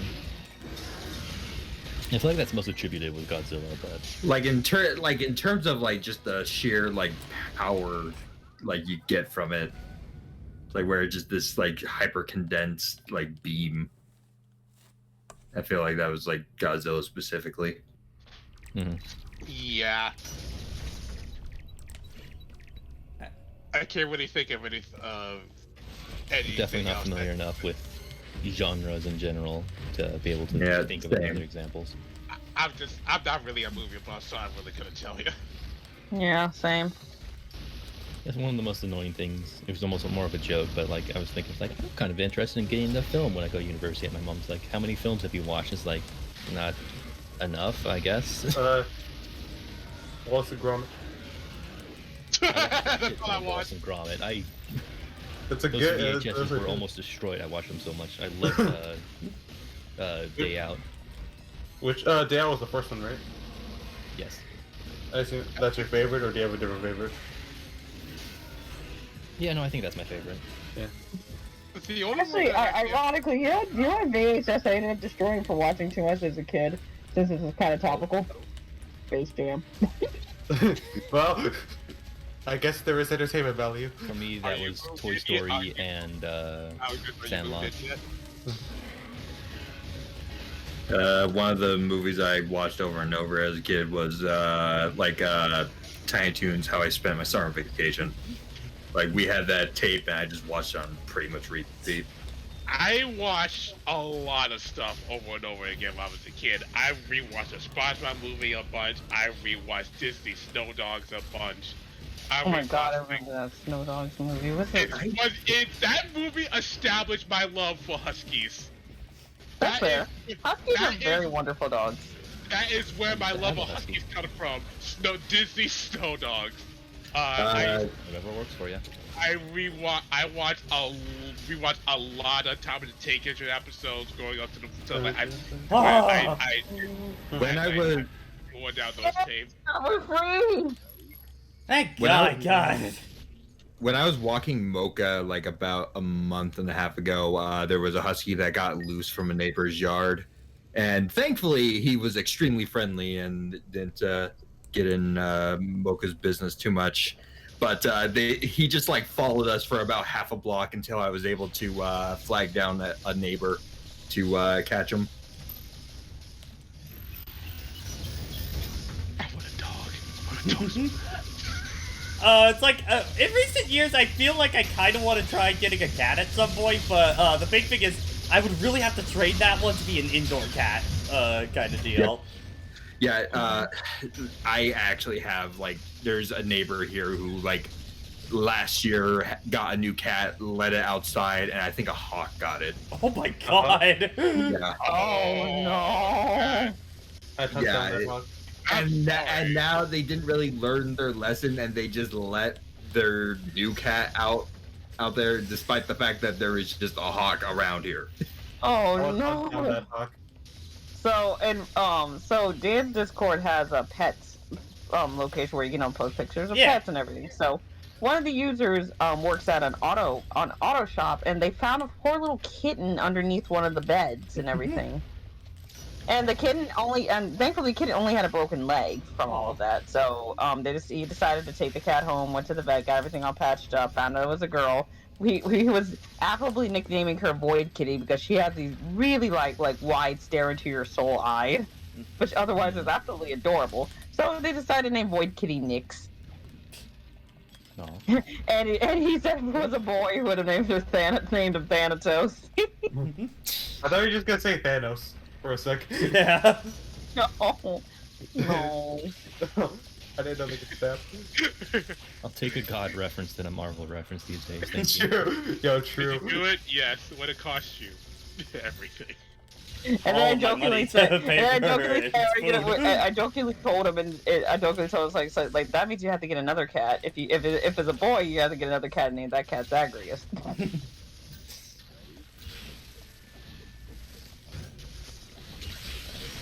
I got a joke. Say it. I said I don't got one. Oh, you don't have one? Okay. By the way, I thought you were just like, I Hades have a is coming joke. to Xbox like, Game Pass. well. If you have it, you should totally get it. Yeah. you- Yeah, Hades comes out Hades? next week on PS4 and Xbox. For some right? reason, I thought that game. I've always thought that game was just on PS4. Always. No, but for the longest time, it was just Steam and Switch. Or Steam Epic. That feels weird to know. Yeah. Yeah, because everyone was just like, what? It is. Because It's they like, felt like putting it on Switch first. And you guys make The me Nintendo want to play fans more yelled the Hades. loudest. God, I need a Hades The expansion. mentality of, because of the fact that the game is such a fast pace, pick a play, do a run, put it down, then Yeah. it kind of fits the portability of the I mean, I'm kind of now at the point where I think I'm starting to actually run out of like story content and stuff like that. So now it is purely on runs and eventually getting to 36 heat now is kind of where 32 I'm... heat, yeah. I mean, you're eventually run out of story content, you just, any Well, game no, will it's just like eventually- I'm talking to people and it's just like I'm not getting any more new dialogue and stuff like that out of them, so... And I've done like all the main story. I do know if you do enough runs, there's gonna be a lot of runs if you get, and if you did the correct romance routes and everything. I've done all, like, I've done all the, I've done all, well, I mean, I've, like, done all of the character side quests and stuff like that now, so I think I am done at this point. Give me an expansion. I'm surprised that they're, like, I'd be surprised if there wasn't DLC later added onto Hades. They're not planning on doing DLC. They really aren't. They just said they're not really that sort of company. They say they just do what they want to set out to do and then move on to the next thing. So I respect that. Like from their point of view with the pandemic, I would think that it would make more sense to do DLC, but I don't know. Well, like I said, that's not what they intended to set out to do in the first place. I know, so. but like plans can change, you know. Yeah, I know. Hey. I mean, yeah, I know. I mean, like Bandai Namco said the same thing with new Pokemon Snap, and surprise, we had a free update. So. Oh yeah, they had to get an update. I mean, that had to already be in the works. Yeah. Yeah. Well, they said initially, well, when the game was in previews and everything, they weren't planning on doing any sort of updates. 5 months, 3 months before release. Yeah, let's do it. Well, they just didn't say anything when the game came Well, out that they were doing updates after that. Yeah. I mean, it's a full game without it anyway, so The people were positive on that game. it's good shit. It's a It's miracle. chill, good shit. Also, also Professor Miro can have those Professor Oak moments of saying, "What the fuck are you talking about?" I mean, it's more seldom than it was in N64 Pokemon Snap, but Is that animal? Is that animal sitting down? Like I was at the point where I was starting to like get the every single star for every Pokemon grind going on. yeah. The I new think I discovery? finally got everything on the beach. I think that was the last one I got most of the stuff completed. I just got really happy when I got to the volcano because the first thing I saw was Altaria, and I was like, "Ah, my favorite!" Oh yeah. Yeah. Which one's Pokemon's that? The floppy bird, Uh, floppy bird dragon. Cloud. Oh, okay. And also, like, right next to Altaria is, like, Luxray and Shanks. Yeah, Luxray. Yeah. Oh, heck yeah.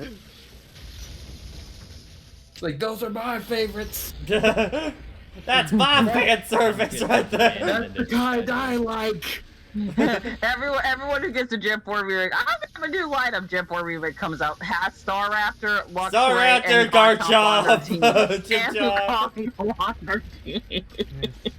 Will Luxray be better this Surprisingly time? not. Like with except for Star Raptor, I actually didn't fall into a lot of those. What was your team? Stereotypes. What was my team? I know I started with Torterra because I really like Turtwig. I know I had a Star Raptor, like there's no avoiding that. I probably had a Rapidash because again you didn't have a choice because thanks Diamond and Pearl. Oh, I swear to God, if they use a Diamond and a Pearl Dex, I'm gonna punch somebody. They better have a probably Black are. Dex. If they don't had have a plastic Steelix Dex, I'm gonna because I punch love someone. Steelix. What else did I have there? Did I have a Shellos? No. Or a Gastrodon at that point. It's actually been so long, I don't quite remember my original Pearl team. I obviously had Palkia because I was the kid who was like, I have my legendary, I'm gonna use it. I think I vaguely remember my team being Infernape, Roserade, and Hey, which Pokemon are we talking about? whatever the Gen 4. What was your No, Gen 4 team, specifically. Jason? Staraptor, and I think I had Steelix as well. Oh no! Is I this don't like this boss either. is Dick or not? Oh God! Yo. It feels too puzzle bossy for me to like. Oh, this is like one of the few new bosses added into this game. Yeah, and he's a very infamous boss too. What even is this Got thing? fed up with him. Big or not? It feels like they put all the boss Like budget ideas into him. into one guy. Yeah. Yeah, and it kind of makes him a bit excessive in terms of difficulty, if you ask me. I mean, look, he already lost half his bar after a few hits. Yo, let's be an epic Paul Nipple. Like this is gonna be a fight. Yeah, like I remember my Gen 2 team a lot better than I remember my Gen 4 team.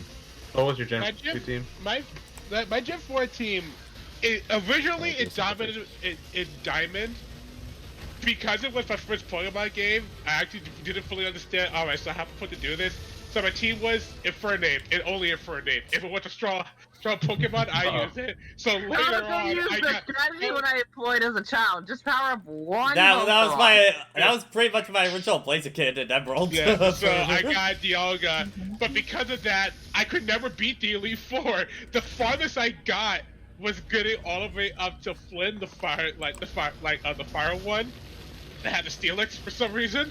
And No, I was just like the Felix. You mean the Lopunny? The Lopunny.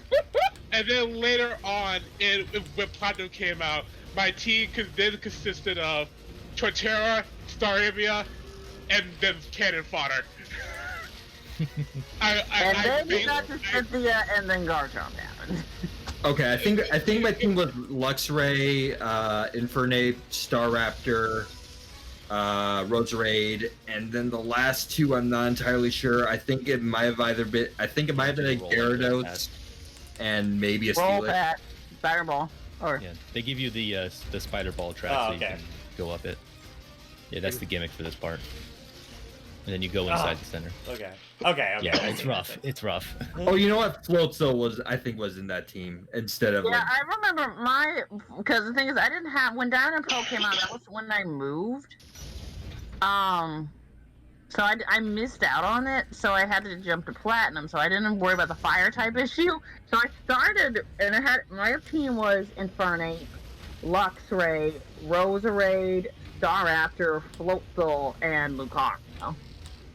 I don't think I just used put a the Lucario until Black 2, I think was the first time I used one. Maybe I'll I just wasn't a big start a fan. platinum playthrough, just a normal one sometime. I haven't never actually played platinum. I only played diamond. I only ever played Apparently, just a Diamond as better well. experience of the game. Yeah, you actually Yeah, have that's fire why types. they better have they better And even have just the beyond that, Platinum. like things are paced a lot better. Mm-hmm. Going back, I know I've probably talked about this before, but my first team from Gen 2, I had my Typhlosion, I had my Ho-Oh, I had my Ampharos, I had a Poliwhirl, I had a Sandslash, and I had a Kingler. The Kingler was entirely because I remembered watching the anime and thought Ash's Kingler was really cool. Ho-Oh Yeah, because okay, that's it's fair. legendary, so why wouldn't you? The anime thought to me, oh, Torkoal's a cool fire type. It's like, no, it Yeah. actually just kind of sucks.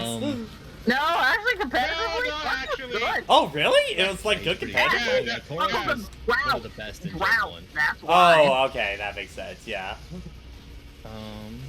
Oh no, I remember the Sandslash was only on the team because I got wrecked by Bruno's Hitmontop using Dig all the time. So I just grabbed the local grabbed the Sandslash out of my box that I happened to catch, gave it Earthquake. It's like, okay, your job is to beat the Hitmontop. You don't exist for anything else. I thought when you said local, I thought you said like the local supermarket. You got one. I just picked one up for the Pokemon. I mean, it was Me as a kid, why would anybody ever use Chansey? That looks like such a weak Pokemon. Me with the knowledge I have now. Why aren't you using Chansey? Why aren't you? That is such a fantastic Can't be your Pokemon. real life, motherfuckers. Why aren't you using your Chansey? That's a fantastic Pokemon. I might have had. Oh, okay. Jojo. Gen 7 onwards, it got drought. Okay, that makes sense. Yeah.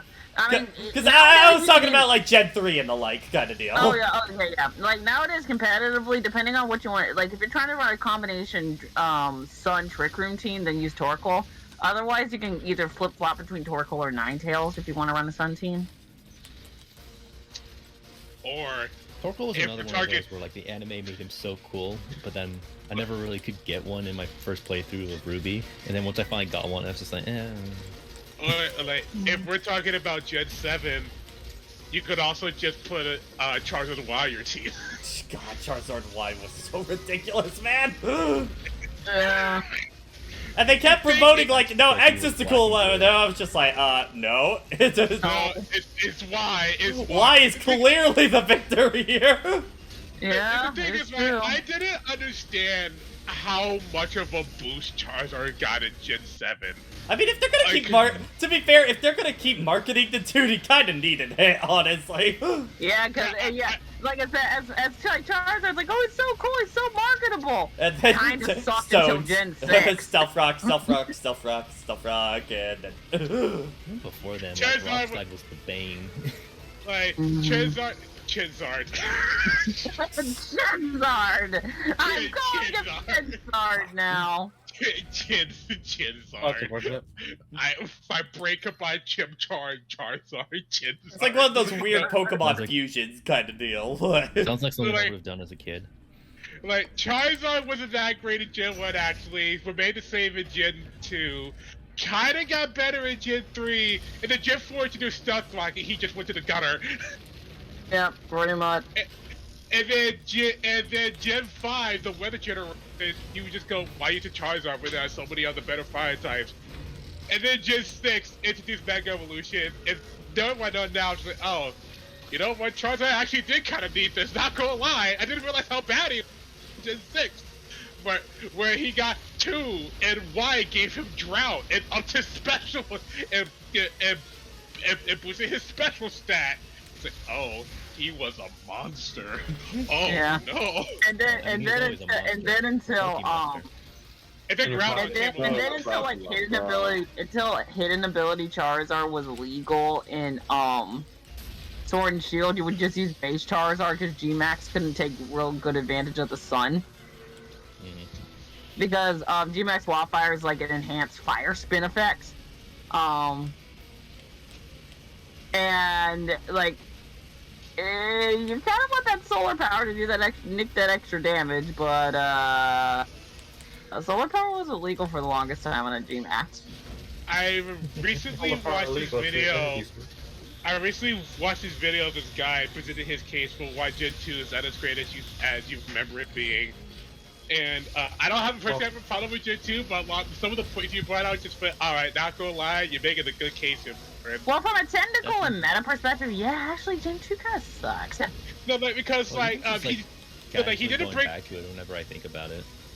No, like, he I didn't, mean, he didn't, like, argue any of, like, the That's design. like your Like, he didn't argue any of the designs just because he said that, like, designs, designs can be, argue for days. But we did talk about was, like, the actual, like, usability of the Pokemon, where he just, like, why are so many of these Pokemon slow and not good? Like, only, like, 5 of, like, of the Pokemon introduced in Gen 5 were actually decent. A lot of the other Pokemon are just slow. How come none of the Gen 2 gym leaders use like Gen 2 Pokemon as their ace? Why introduce only one ghost type in Gen 2 and then only make it suck, but make it so you can't get it until near the end of like you're close to post game? I was like, you know what? You're just like, huh, that's a good point. And because of all this, the pacing of Gen 2 also suffers suffers from it. And like how come after you beat the Elite Four and go to Kanto, you still run into level 22 Pokemon?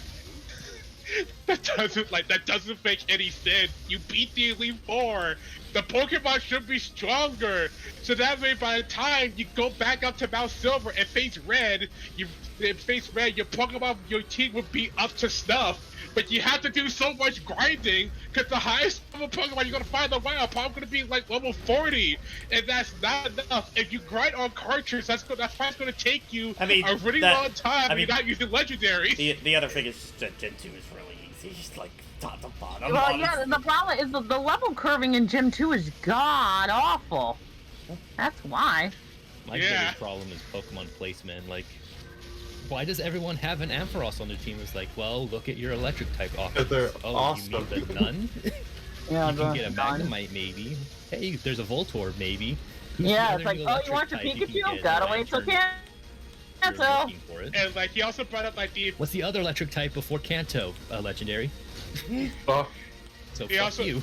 he also brought up like the appeal of Kanto is not that great when you actually think about it. Because when you hear that Kanto's back, you would just say, oh, I wonder how this new region changes Kanto. Do the gym leaders get like newer, stronger Pokemon? Do they change up the team? Are there new areas in Kanto that they added that I can explore? No, it's just Kanto again.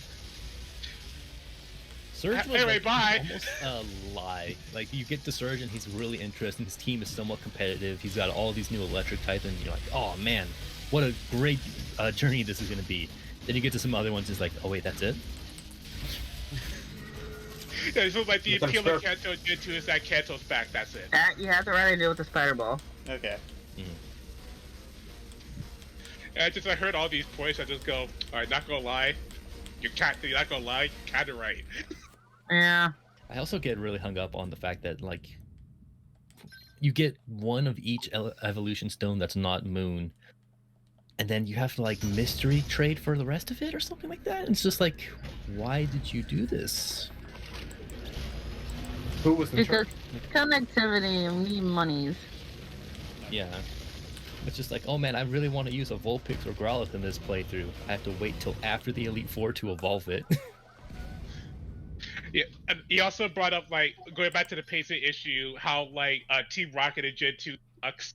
Because like because like he brought up like because like the guy like asked the question, okay, so like what was like the end goal of Team Plasma? And that was like to set the Pokemon free. What was the end goal of the team in Gen 3 to do this and do that? Well, I mean, what even was there? It was just world Ultra take over the Climate. world in And- Gen 1. It's well for Team Rocket, so you know. Yeah, like, and what was Team Rocket's goal in Gen 2 to get to get Giovanni back? So he brought up like the big point. Team Plasma, they nearly managed to set the Pokemon free. Gen 3, they actually managed to release the legendary Pokemon, so that way their plan can all be complete. Gen 2, Giovanni heard them and ignored them. That's it. That's such.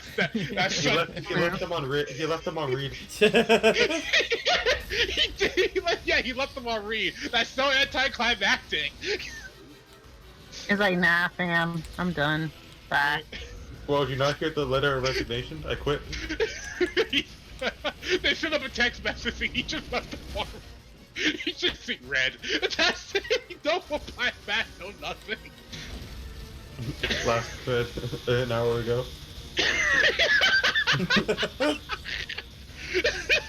They've been trying for 6 hours straight. They can't get a hold of him. And the thing that blew my mind is, they copied Charizard's stats and pasted it onto Cyndaquil's line. Oh, they do that all the time with the starters, dude. No, it depends. It depends. But like a lot of the time, it's usually the same stats.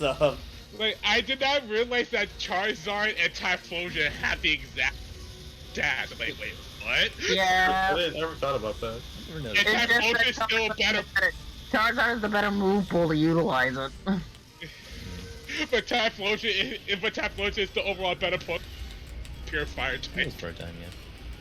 For a time, yeah. Poor Gen 2 Pokemon. Like, out of all the starters, Gen 2 just gets vastly neglected. Oh, God, I forgot how painful that looked. I don't. Yeah. Oh, okay. But yeah. Damage-wise, Yeah, it It's doesn't also do unfortunate too because, much, like, though. I love the designs of the Gen.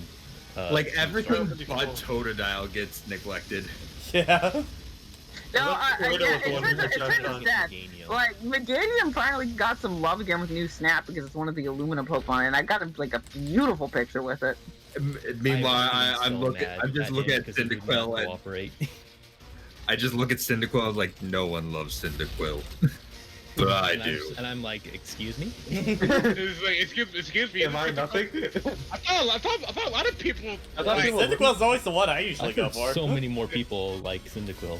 It used to be, yeah, I thought it We're was, talking about like the media. Chikorita was usually the one everyone kicked Oh, on. you're talking about the Pokemon Oh yeah, like media. media stuff. Okay, yeah. yeah. No. Yeah, like Even though Cyndaquil Ash's never Pokemon gets got featured. pretty forgotten.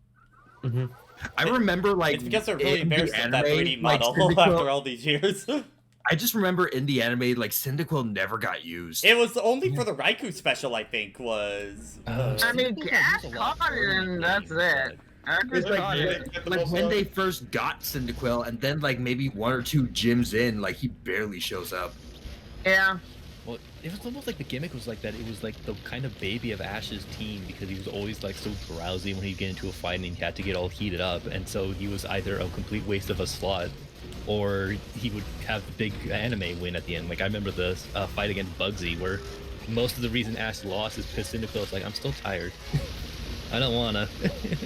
Yeah, but I was just like, and also to be fair, this was at the point where Ash's Charizard was now fiercely loyal to him, so he has a fucking Charizard. So they had to write him out of the story.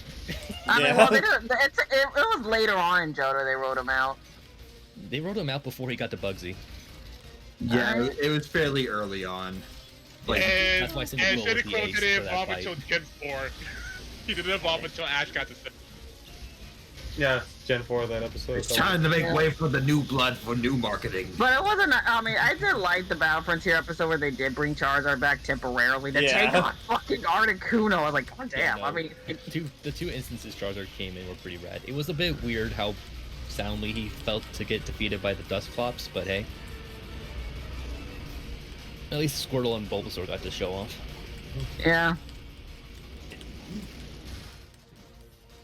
And then Pikachu goes beats Regice all by itself until Yeah. it's the seasonal reset. It's pretty badass. Also, as much as I hate Best Wishes, props to them for actually bringing up gender because Snively's a girl. Yeah. They really liked the move Attract in that Yeah. series. Yeah, they really like made it seem like this OP thing. Well, I mean, yeah. I mean, in Gen 5, Fatuation stats was all over the place in that game. No, Gen 5 was crit sick. I love Gen 5 to death, but goddamn, the crit rate was just so jacked up. on I think everything. in 2 I noticed the rate was like really high in that one. I don't remember too much of Black and White 1 being crit heavy. Black and White, the Gen 5 actually introduced a lot of really strong Pokemon. Yeah, no, like, it's one of my favorite generations for Pokemon because, like, a lot of the new ones are super damn good.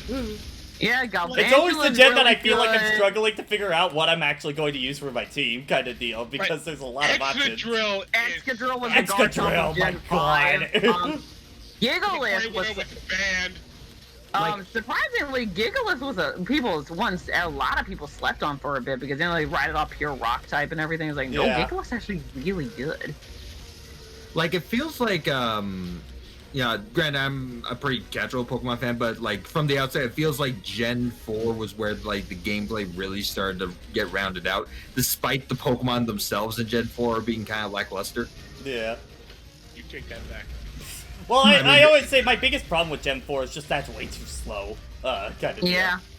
Well, hopefully the remakes will fix a Yeah, lot of which I'm that. hoping it gets fixed in the remakes, but we'll see. Meanwhile, speed up features might be on emulators. Oh yeah, Chandelure was probably my go-to Gen God, 5 that was Pokemon. 3 tanks of damage, Pat. Yeah. Yeah, the damage output this thing has is stupid.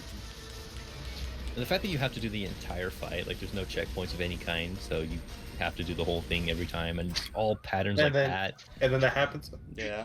Get back, Especially because dude. you do have to do the bomb part at one point. But like so- from what I've seen, it seems like Samus is kind of tricky with like actually like super precise movements. Too. Yeah. It's Because just you great for gotta that. do the space jump for this one, so... Even just like jumping and stuff, like there's a bit of flowing. Even still, like a bit I of will flowing. get I on Gen noticed. 5 for one thing, and that's Hydreigon. I'm just like, well, fuck. It's like, oh, here, you can get a dino at the end of the game. He's like one of my favorite Pokemon of all time, but that's almost in spite of the fact that I can never use it in a proper playthrough. Like for my white 2 file that I Are you just calling a mulligan on that one? Yeah, well, if I get hit, like, literally within the first few seconds of the fight, I'm just mulliganing that. There's no reason to continue that attempt, so... Dead run, dead run. Yeah. When I finally played white 2, I preset a team of eggs to then transfer into the team, and one of them was Dino, because I was just like, or Dino, I was just like, I want to use you and actually use you. Dino, though, because, you know, German counting. Einzwei. Yeah. And because you don't get High Dragon until level 6. Yeah, that's another 68. thing. Why did You don't Marvel get a do second that? evolution They're so until level 50. Yeah, like, you can logically, if you were to do a little bit of grinding in Victory Road, you could get as wireless by the Pokemon League, but that's all you can get. There is no fucking way, unless you sat there forever, to get a unless you were Hydreigon. Doing Jason in his ultimate zone. Wait, Jason, what? Sit there and grind Kind of for how Jason is one to grind a lot. sit there and grind for a while and not be bothered. And even by still, it. you still lose people like Rouge and such in your room. Rest in peace. Rest in peace because I'm stupid.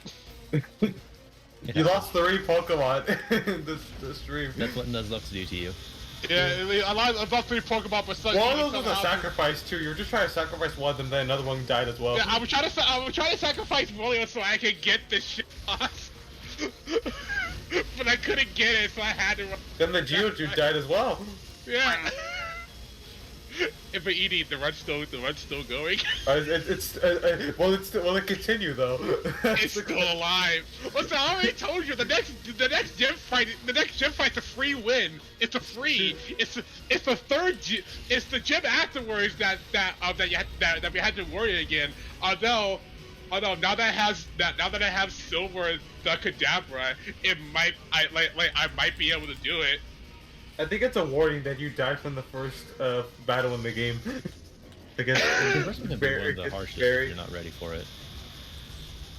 No, because what happened to Jace, he got cocky and just kept spamming the lower stat move. So they didn't have enough time to actually kill him in time.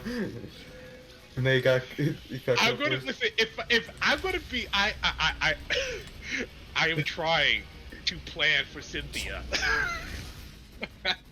Are you trying? It's good to plan for the long game, but you should also worry about what's in front of you.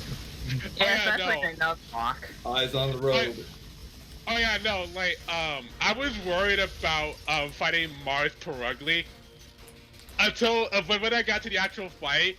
It just saw how much damage it did compared to me. I just went, oh, never mind. I just one-shot it.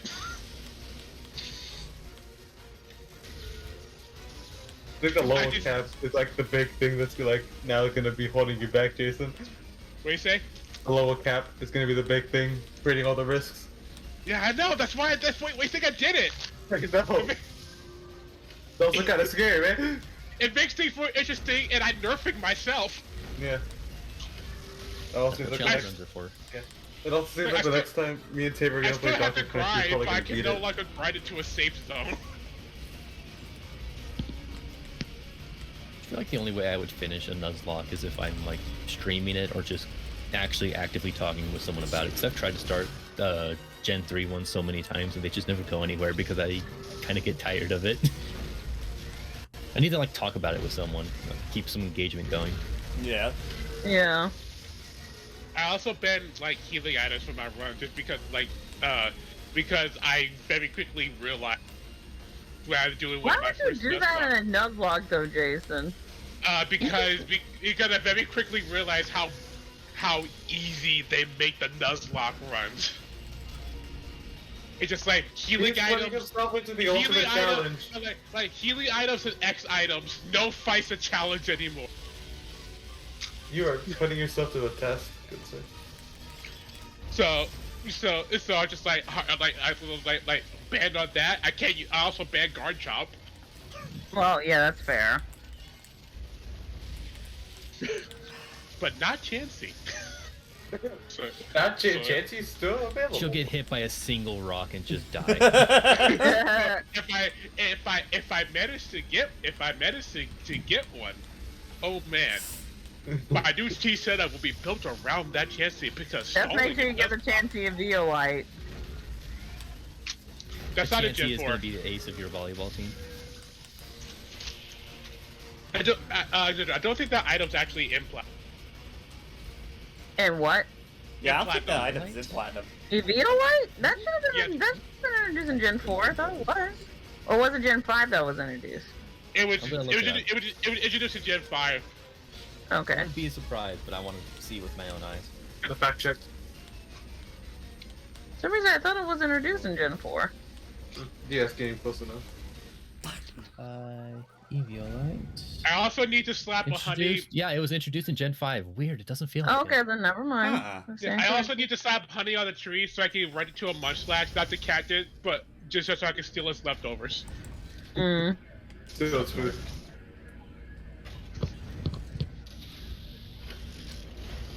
Attempt number This fight 20. is way too long.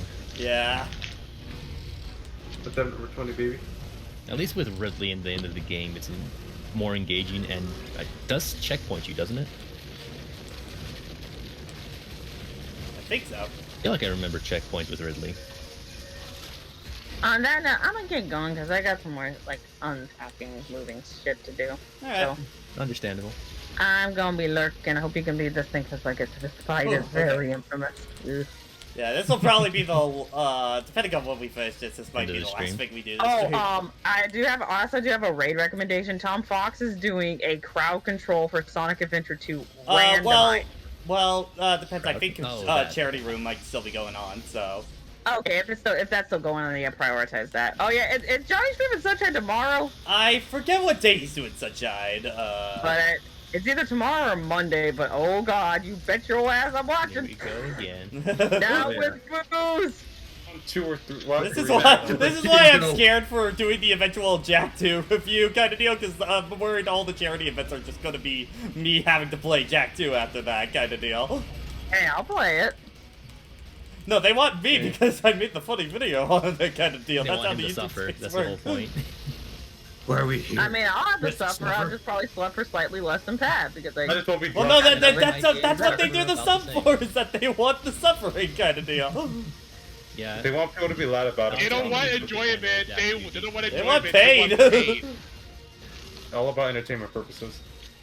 You're not By the gonna way, make a good person at this game play it. Oh, Brandon Yeah, says the it's person who doesn't tomorrow, want to. by the way. Okay, John- tomorrow, alright. Yeah.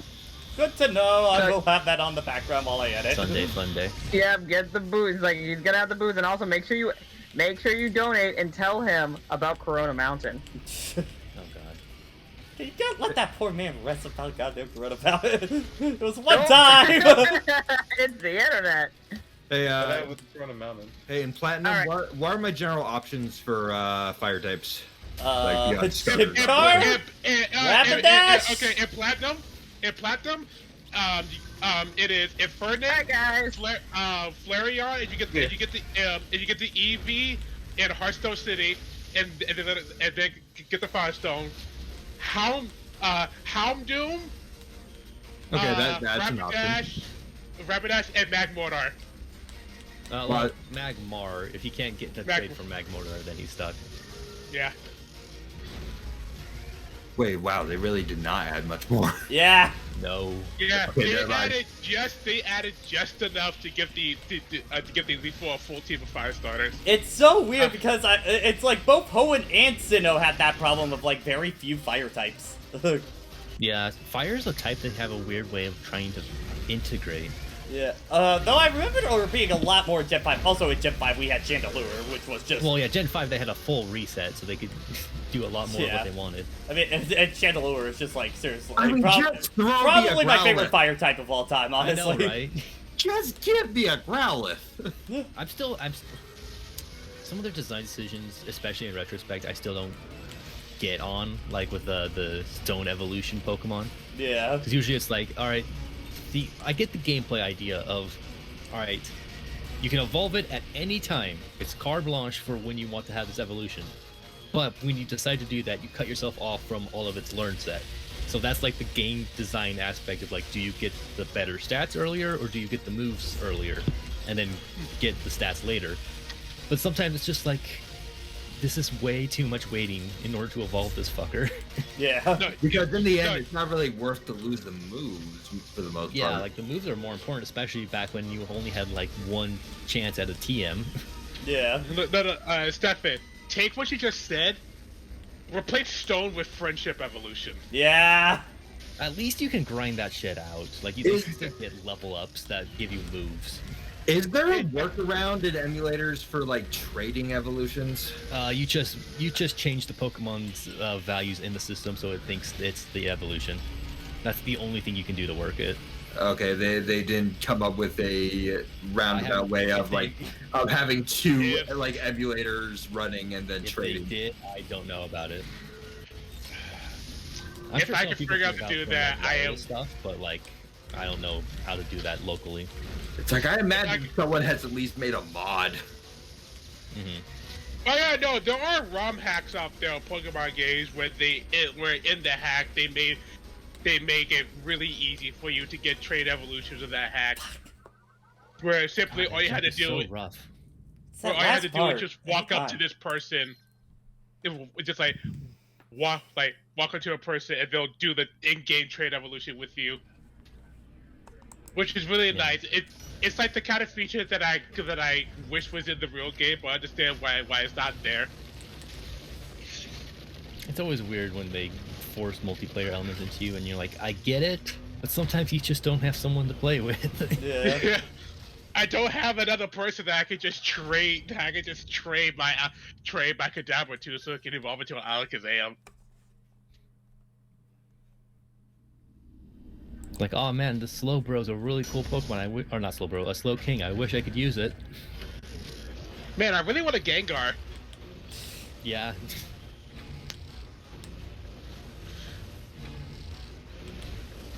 Also, like a lot of trade evolution Pokemon have pretty solid designs in a whole. It's even worse. It's like, man, that's so cool. I never get you in these early games. Actually, now that I think about it, I think Gen 3 had more fire Pokemon than Gen 4. Yeah, I think so. Torkoal. Torkoal and Slugma. Slugma, yeah. Then Those are the Rapid big ones that Flannery Ponyta, used. Of course, Ponyta. Camera Staryu, Up. Of course. Oh, yeah, Camera Up. That's right, yeah.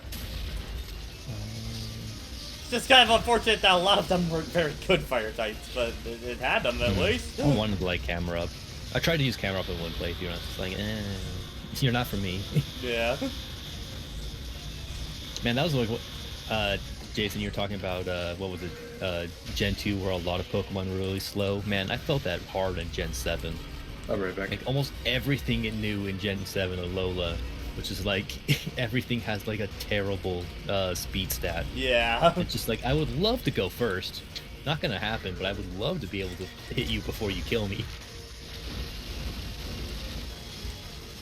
That's absolutely at its worst with my Alolan Marowak, because I was like, oh man, you're so cool, I love your typing, I love your design, I love your theme, I love all of it. Man, you get killed at first turn every time. That's me with, not Torterra, what's the plant flying type with, like, the banana, Tropius. Tropius, yeah. Like, I love Tropius, but man, it's got such an awful type kind of deal that just kind of kills it. Like, my big thing with Marowak is like, I'm gonna counter your ghost type with my ghost type. Oh no, your ghost type goes first. Or I fight some random guys like, alright, this fire type will deal some stuff. Hey, guess what? I know a dark move. And it's like, oh no.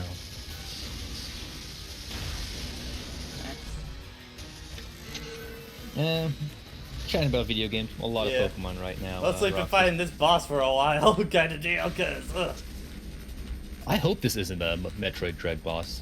oh, I like the God. complexity, but this is way too dragged out. Yeah, no, I would not want this boss to come back.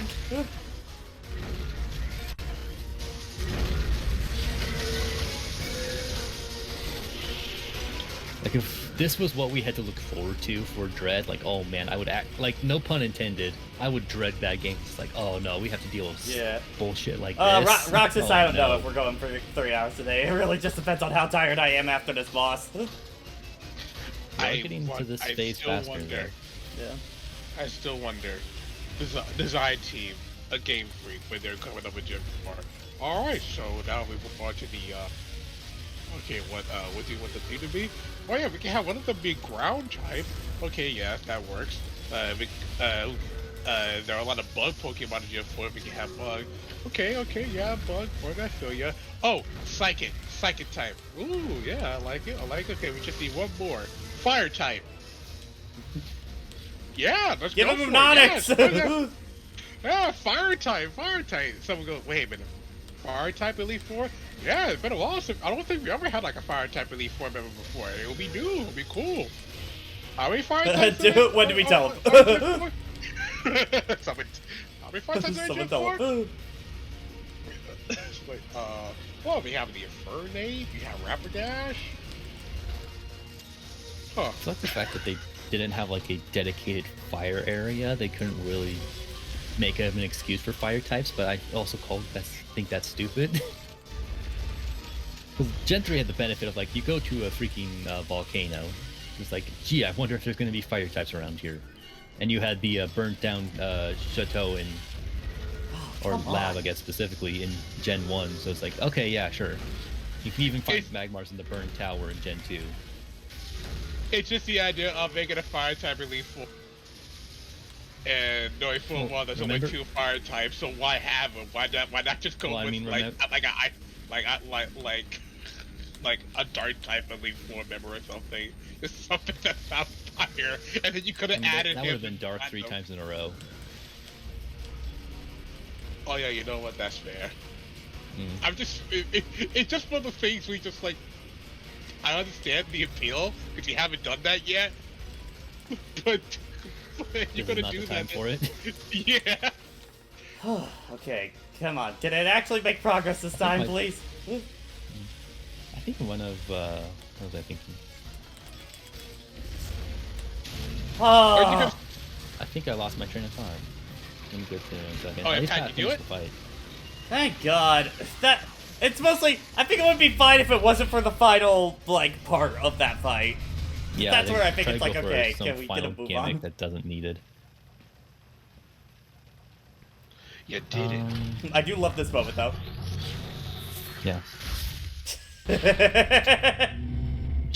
Stay down. This is why I can't wait for Samus Returns, because I feel like they do great character acting with Samus on stuff like that. Oh, I remember. You were talking about like you have Flint and he has like a majority of his team isn't fire, or he has barely any. Remember Agatha, the ghost trainer? I mean the poison trainer? Yeah. Her entire team is poison. There are 3 ghosts and 2 of them are the exact same Pokemon.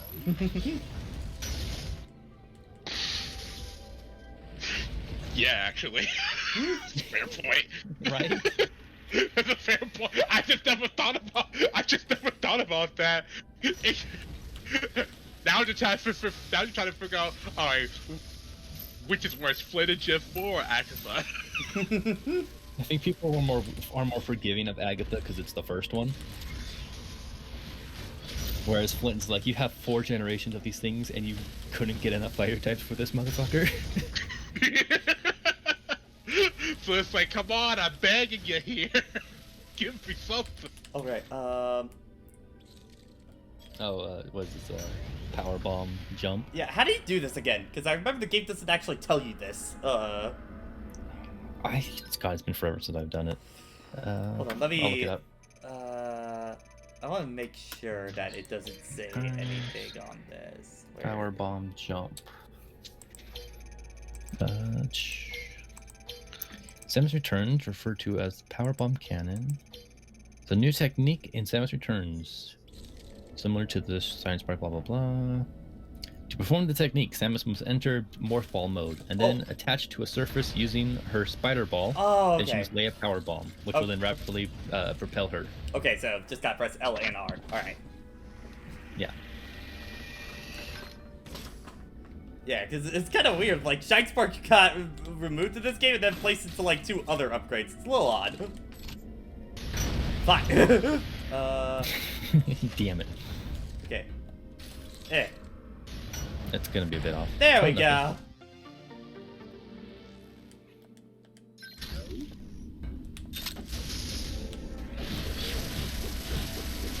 Every time I hear the sound of like Samus getting like an upgrade, it sounds like someone gulping. Oh, of like the menu sound effect. The clunk. Yeah. Whenever I hear it, I think it's a gulp, and I just like turn around and it's like, what? What was that noise? I think it's good. I think going back with my Metal Gear mood right now, I'm kind of fascinated to watch myself go back to Metal Gear 2 or Metal Gear Solid 2 because it's the only one I haven't replayed ever. Mm-hmm. I did the first playthrough and then I stopped. But one Metal Gear big. One, I replayed 3 a whole bunch. It's hands down probably my favorite in the franchise. Yeah, I would say 3 it definitely isn't a controversial take. I played 4 enough to get the Foxhound rank, which in that game is actually pretty easy since you have so many options and you can save after every single room. So the epitome of trial and error. And then 5, Great Sandbox. I'm not too big on some of the mission structures. But yeah, no, it's 2 is the only one I never went back to, and it's probably still one of the best games in the franchise. Yeah.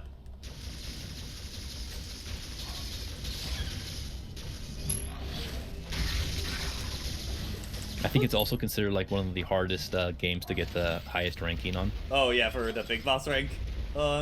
Yeah. Because that one's like... You get 3 saves over the entirety of the game.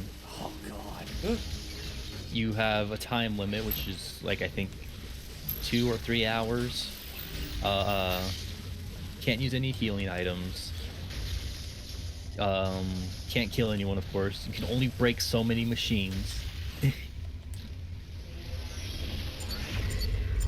And yeah, no, it's ridiculous.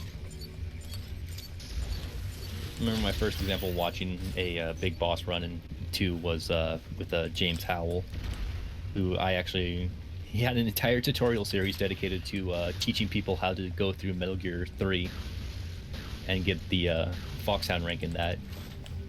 And he was exhausted too. It was kind of amazing. He was like, these are like all the different ways you could approach this. It's like, do you want to go louder? Do you want to go a bit quieter? What kind of AI patterns should you anticipate? What kind of suits, or rather patterns on your camo do you want to work with? Can you abuse the AI in these spots? What counts and what doesn't count as something that could fail your run? It's just like, it was so appreciative. Because most people will just show you what their habit is and be done with it. Whereas he was like, no, I'm going to teach you. You gotta learn today. It's like, what do you feel more comfortable with here? Do you want to take this riskier route that might have a higher fail rate? Do you want to take the safer route?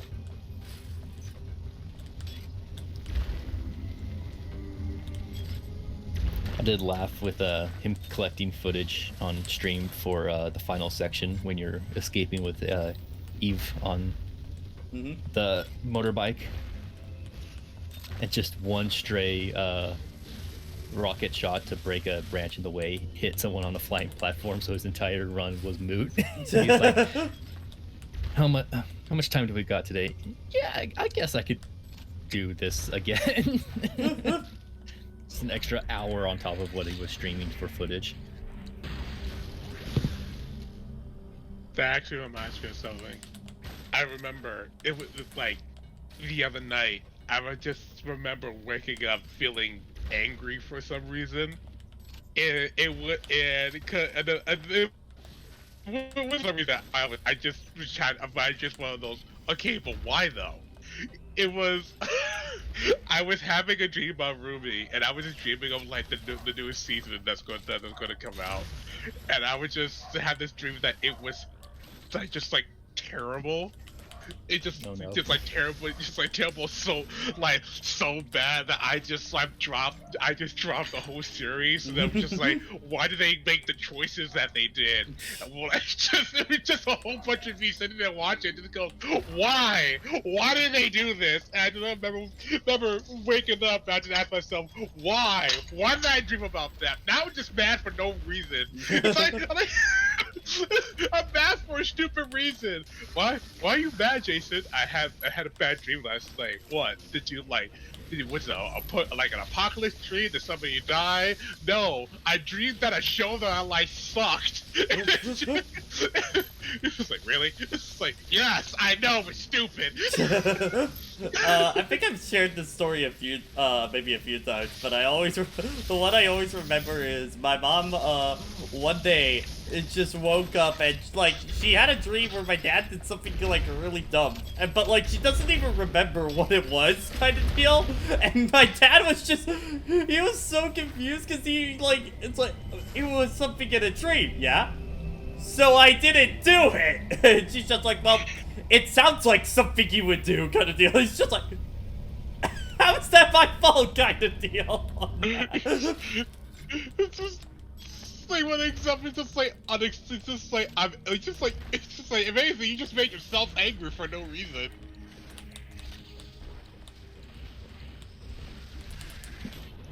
That spot is surprisingly stressful. Yeah, this is a really tight window on this. No, fuck. Fuck, no, damn it.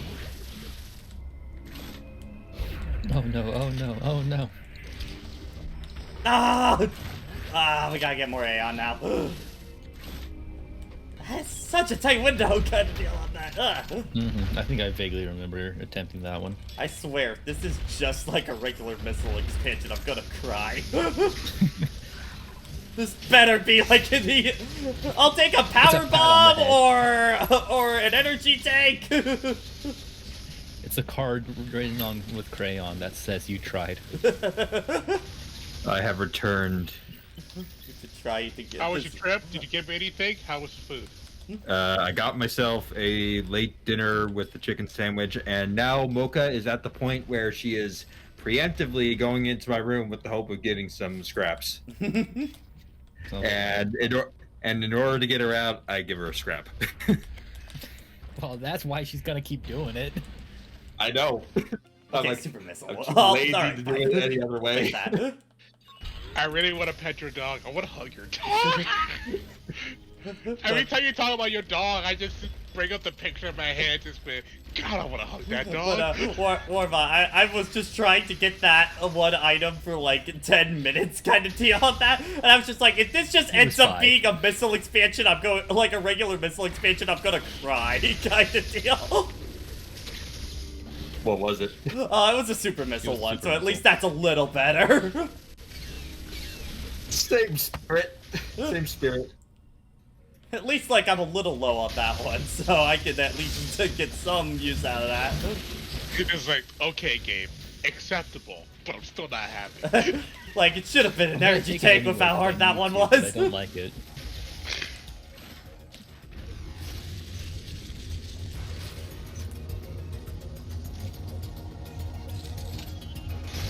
Fuck!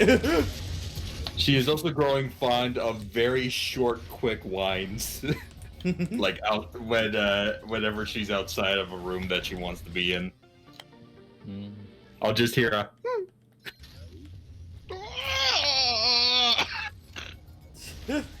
Jason's habit of like wanting to hug every person's dog that they introduce in the chat is kind of vaguely similar to one of my bad habits, where it's whenever I see an animal of any kind, I make kissy faces at it. Which means I have to control myself in public, because I sometimes might do that, and I'm like the owner or whatever might be right there, and they think I'm making kissy faces at them, and that'd be a so much more awkward situation. I just really like dogs. I always just do like kissy faces at my pets. Like that's something I've always done, especially with my dogs, because that would usually be me also doing like a or something like that vein, so it's like get their attention. So it's just kind of pre-built into me, but I have to keep it in check in public, because again, that would be really awkward. No, I think it's my sister always does a thing of like puppy dog tails kind of deal, where basically she'll just lightly tap on one of our dog's tails and it really freaks them out kind of deal. Just putting it, her cats really don't like that at all. There's one really big, really fluffy white dog, like somewhere in my neighborhood, and whenever I'm walking, I have to find I want to look at it, but I don't want to like make an awkward moment. So I just quick side eye it. not really a neighbor, but someone close, a couple blocks away from us. They had a big, well, they still had the big yard, but they used to have like this massive sheepdog, and it looked very well kept. So it's like, oh, I just want to hug you. You look so cute. Yeah. But yeah, it's just this white. It kind of reminds me of a Shiba Inu, but I don't think that's. I doubt that's the breed. But like, it kind of looks like that kind of dog, just very, very big. I'm just like the kind of dog lover where I'm just like, I don't know actually that many breeds of dogs. Like if I came, cause if I look at a dog, I wouldn't be able to tell you, ooh, I know exactly what kind of dog that is. I'm just the kind of person just, man, I just love dogs. I just love all kinds of dogs. Just like I have like my preferences, but man, you show me a Chihuahua, I'm gonna hug that dog. See, I have a bad history with Chihuahuas because my aunt that used to have one, just like, it would just never let up on you kind of deal. It always freaked you out loud because it barked so loud. That was like one of the worst things growing up when I used to have to walk to school. Because we're at the corner of our street, the neighbors had like 3 Chihuahuas. Oh. And they got smart, so they would wait until like you were right in front of them before they'd bark at you. So it's early morning, it's really dark out. You're just thinking about going to school and probably hating some class. And then just out of nowhere, you just finally get barks at you, like right when you think you're out of the clear. It's like they were practicing their stealth missions. I think like I really actually like sassy dogs. I just think it's like really funny and adorable. It's just like a dog that doesn't really bark at you. It just looks at you and then it just like hops and then walks away. It's just like, oh. It's just like, oh. I'm like, oh, you think you're too good for me, are you? You're too good for my pets, aren't you? It's just something like, really. I've just been insulted by a random dog. This will not stand. You are a good boy, but fuck you.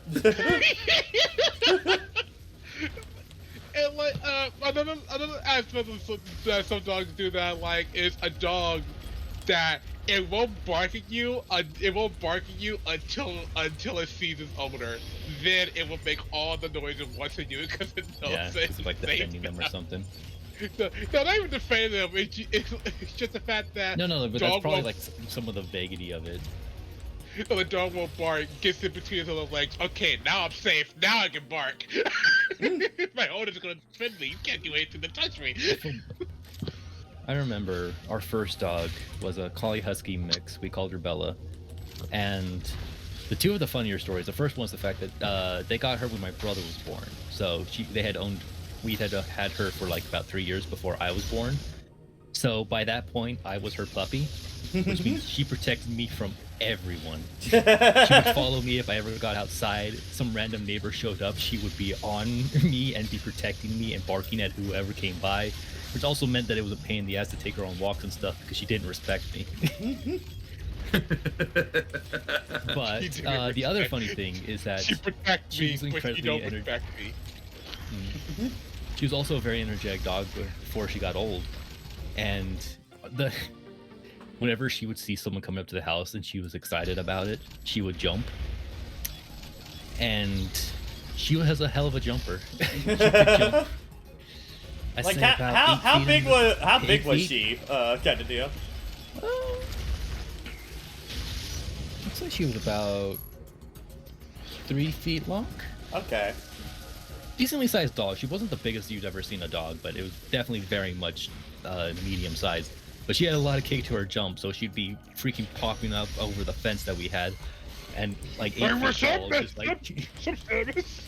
And felt bad for any like mailman or stuff who was already on edge about dogs because of course. And then you just see this dog just seeing 8 feet into the sky, just like, hey, what's going on? You, hey. It's like. And she could clear the fence. Like, that was the big thing. It's like, if she wanted to, she could clear the fence. She just didn't. So that was even more terrifying. It's like, this dog could attack me at any time. I'm not sure I'm safe here. Once our red border collie from years ago once ended up eating an entire bag of chocolate mints with the wrappers. No. Yeah, it's like when my parents caught it, we took care of it like immediately, but just the entire bag with the wrappers. That's Thankfully- not good. Thankfully, it got taken care of right away, and there was no problem afterwards. Like we got them out of her system. How do you avoid that attack? I think you get. Sorry to interrupt you, but like, I don't No, know. that was the story. That was the story. okay, well timed then.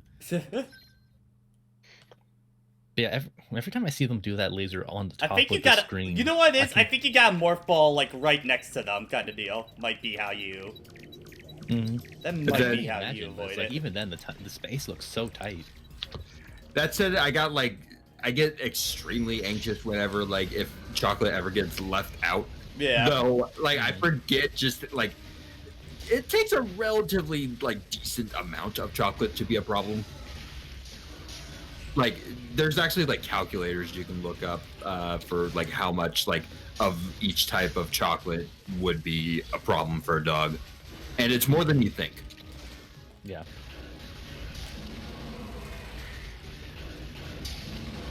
But still does not help my anxiety. Yeah. You build up habits you're gonna stay for a while. I don't remember my dogs eating anything they shouldn't have. At least something that affected them like that. I certainly remember a lot of miscellaneous items getting chewed to hell and back by my other dog Libby, who was a Cocker Spaniel. I remember I had as a kid I had a freaking Pikachu keychain thing where you could twist something on its bottom and it would glow in the dark. It was a neat little trinket. I left it outside in my tricycle. This is how young I was. And my dog was like, yo, what's inside the tricycle? Hey, yo, that's something hard. I'm gonna chew that. And no ears, no arms. It looked like a freaking war patient. And it was like, god damn. I'm not gonna leave anything out with you ending ever again. Yeah, one of our my first dog, who was another border collie, he ended up chewing a fairly, I have to imagine this is a fairly rare game now, but a copy of a Game Boy game called Survival Kids, and that was one of my brother's I favorites. feel like that sounds familiar. I certainly never played it, but I feel like I've heard of it. It was kind of like a top-down Zelda kind of thing, but you were on a deserted island. Okay. And there were survival elements. It was actually for me it was very intense. Just the idea of it. I remember when my friend got his dog almost years ago. We came into a Skype call at the time, and I asked him, so hey, so how's the dog treating you? And he said, I'm gonna be honest, I think he hates disabled people. Wait, what do you mean by that? He's just wait, what do you mean? He's like, wait, what do you mean by that? Because he said there were two instances where his dog barked at somebody that was sitting in a wheelchair, and later on barked at somebody that was on crutches. What's weird about that is that he normally doesn't bark at bark at random strangers, but he barked at the guy in the wheelchair, the guy on crutches. I just went, oh. I kind of see what you mean. that's just weird. It's just the way. So if it's just into some having a dog that just doesn't like disabled people, and for some odd reason that Very not a Lear dog for the blind, you're saying at all. Yeah. That would take a lot of training. That's just kind of funny. It's always funny in my downtown because the Lear dog for the blind is right up the road from the main downtown, so you'll always see them training dogs down there. And the amount of people that go to reach for the dog and then see the master are just like, oh, damn it, kind of deal. I'm one of those people. Every time a dog walks into my store, I just go, dog, and I see the vest, I just, dang it! I want it, I'm bad at it. just dang it. There's only one time where I was looking at the dog that had the vest on, and the guy allowed me to pet it, and I just went, oh, thank you. You a real one. You want a discount?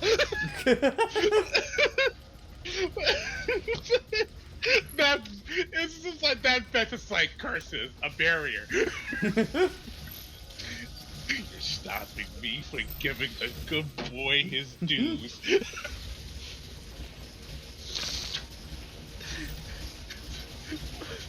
Thank you, Roxas. Just a pedal.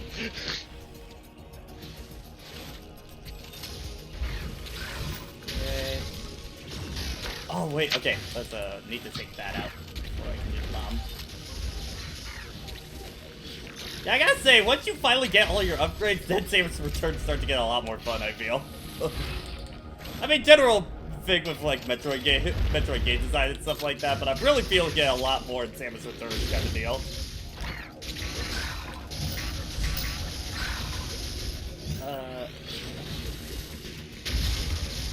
Okay. No, Roxas, I'm just gonna hard shoot that down now. No, I would not have a chat-activated soundboard whatsoever. That sounds like a nightmare waiting to happen. How do you Very even do that? disruptive, yeah. I wish Even you if it's do just, hey, do a sound effect now, please, would be pretty disruptive.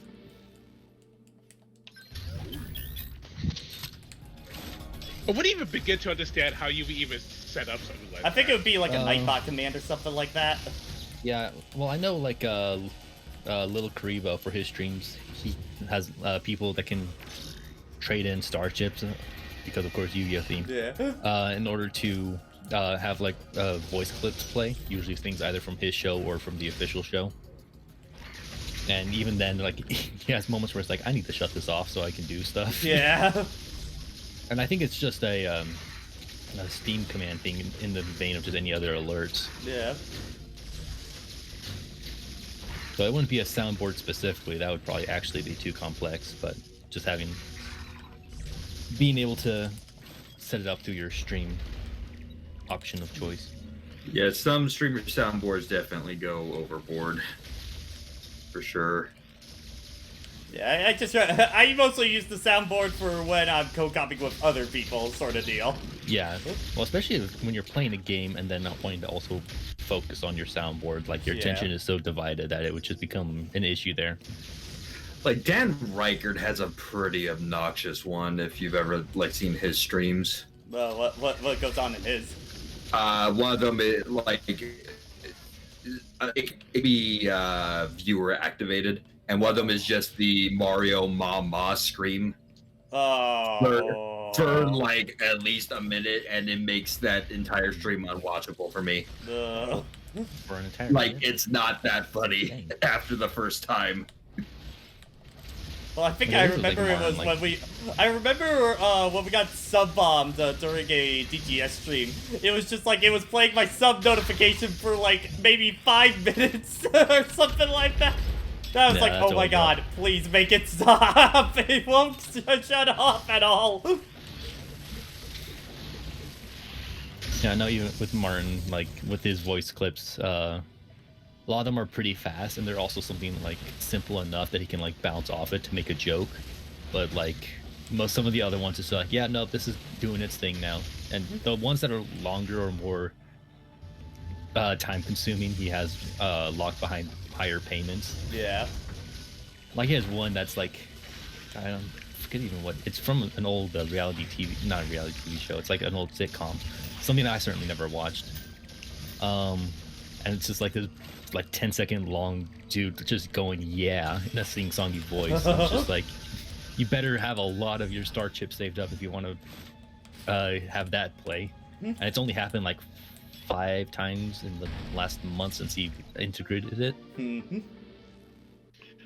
So at least that's more novel, where it's like, this is not something that's going to be blaring through your entire existence.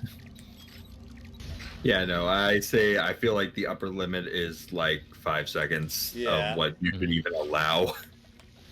Because I think like if anything is on repeat, like you better be fine with it.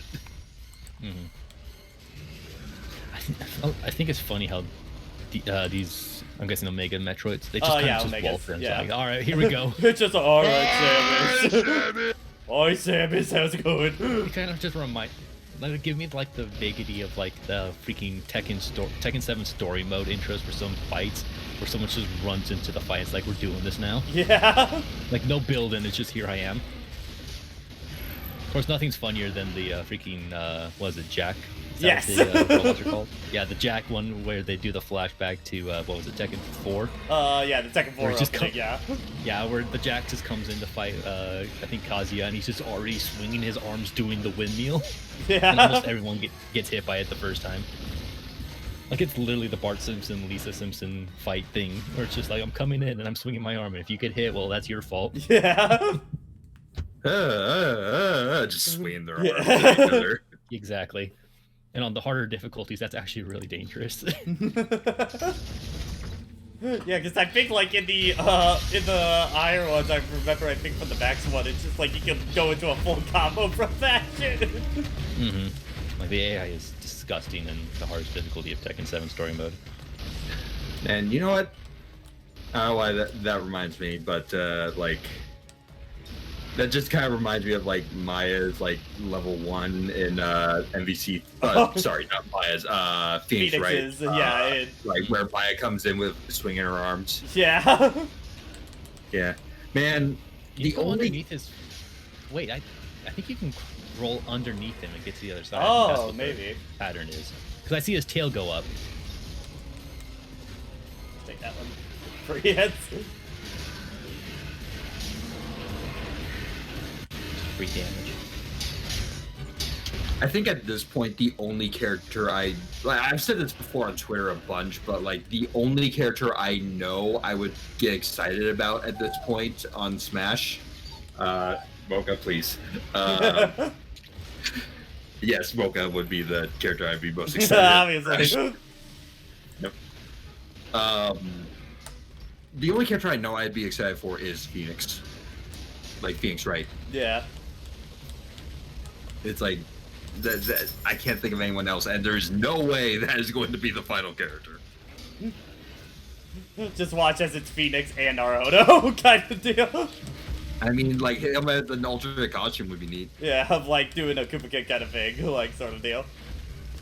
I mean, if you want to, you could also do that with like at least Apollo as well, maybe even Athena if you want to kind of stretch it. I think it would be probably Naruto, but then like they would have probably like for Phoenix one of the color schemes like switches Maya and Phoenix to like Apollo and Athena colors sort of deal. Oh yeah, yeah. I honestly don't know who I'd be hyped for. Yeah. I just want the last character to be revealed so Smash speculation can end, honestly. That's a big one. Like it's over. Like I wonder yeah. how many... Sorry, go ahead. I'm just thinking, like... Because, like, I would be kind of excited if Master Chief got in, but then I'm just thinking of, like, Max's constant fears from NetherRealm games of, oh no, final DLC character. And it's like, oh no, they also have a gun. Yeah. It's like, hello, spacing. Except in Smash, that's something a bit more tolerable than some a proper fighting game.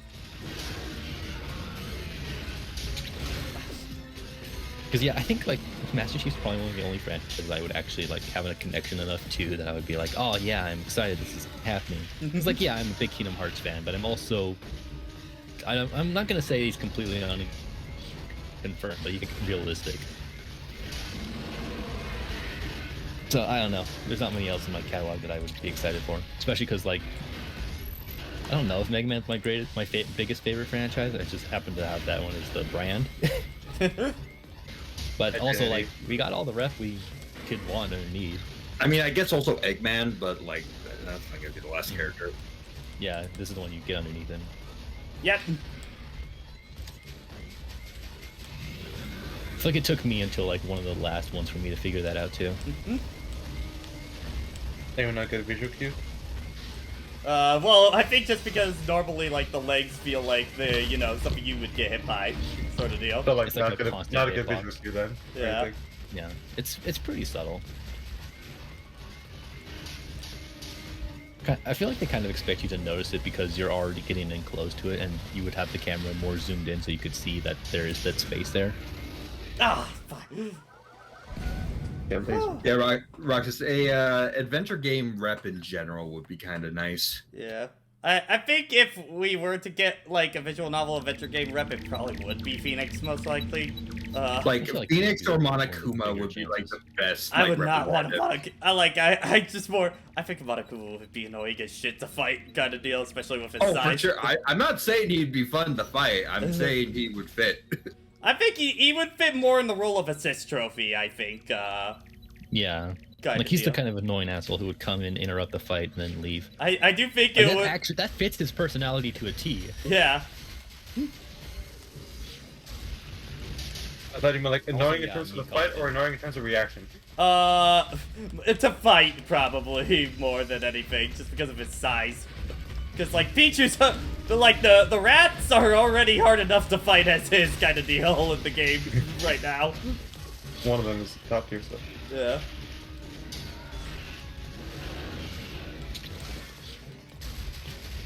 Wouldn't put it past people being able to figure out how it could work, Roxas, but I feel like that's not enough to really work with, unfortunately. People can always Yeah. figure. They always have Also, speculation. people don't Yeah, no, really peop- like Ultra Despair Girls, so, you know.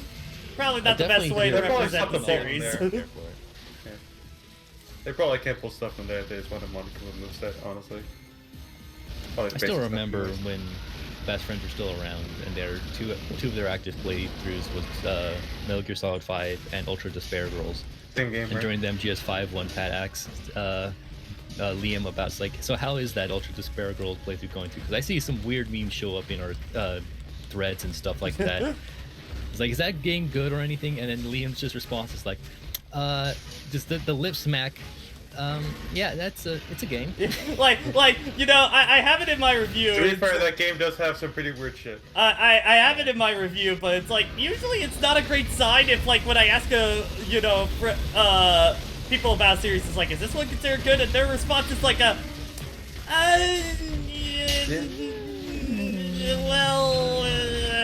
And like, that's not a good sign, kind of deal.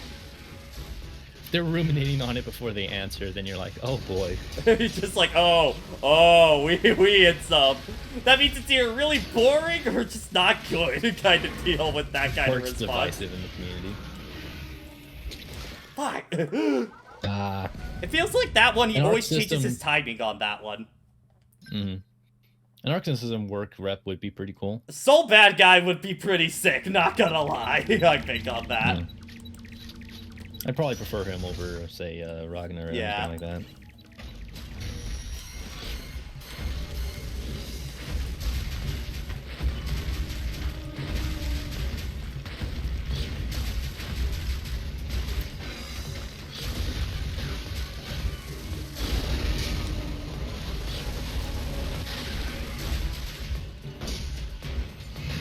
Oh my god, stop doing the damn fire attack, please. I can't do anything during that one. It's my best move, why would I stop?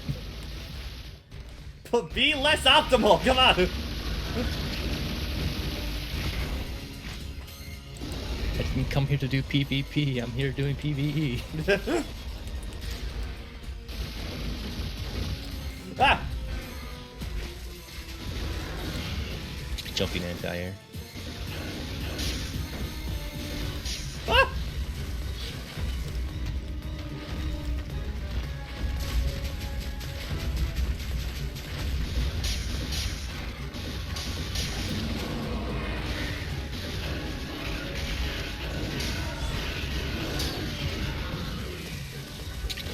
I should be interested in looking at concept art for like the process of designing all these evolutions. I'm sure they're out there, but like Yeah. I've never really properly looked at them. Probably would be for the original Metroid. I doubt Metroid, the original Metroid 2, has a like art book or anything like that, but Mm-hmm.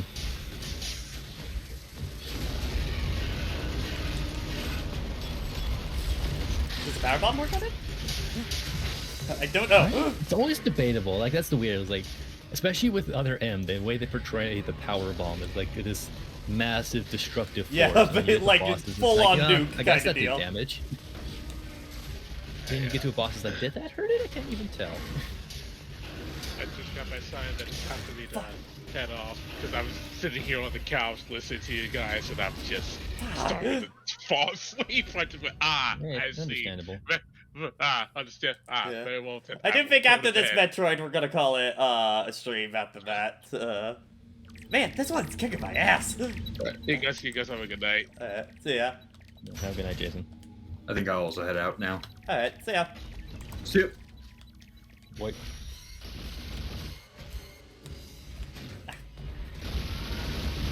There we go. Ah!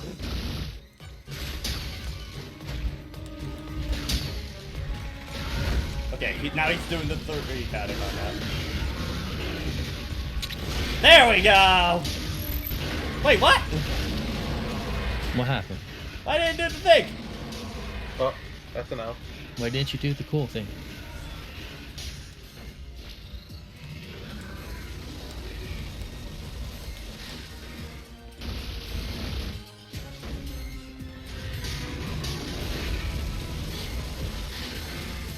I guess he'd be will off as well. Oh, dude, that's how you do the fast one. Now it's just me, you, and This Metroid. Monster.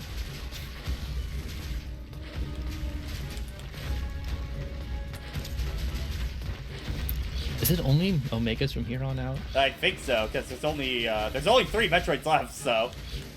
Yeah. Actually, I think this might be the last one, because I think it counts the second one as the Queen, and then the baby Metroid, I think.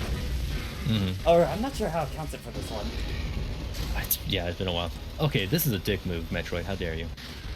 Oh, come on! Yeah, that was just unfortunate placement from that move. Woo!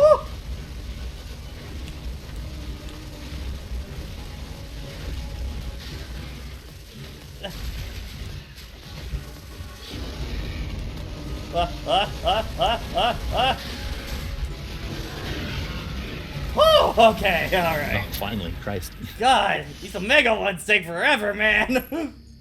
Mm-hmm. Okay, well, one more to go in this area. They might as well be the proper boss fights of this game, because goddamn. Yeah, I don't know how bad the Queen is on this one. I remember her kicking my ass, but then again, that was memories of back in university.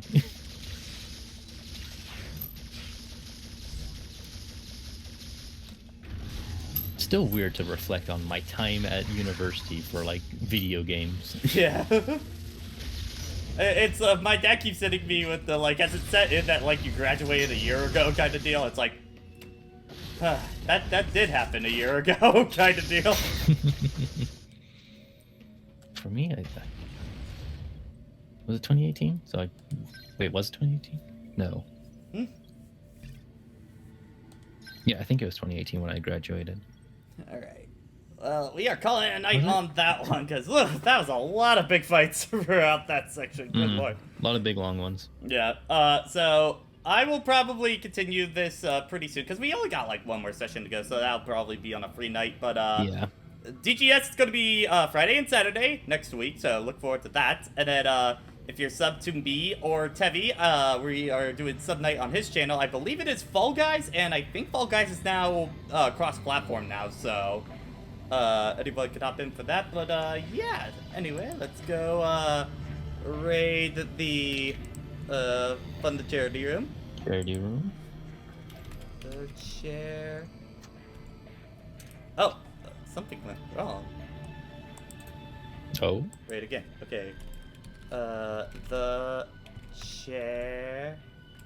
charity room. There we go. Okay, they're doing looks like Mario Galaxy right now.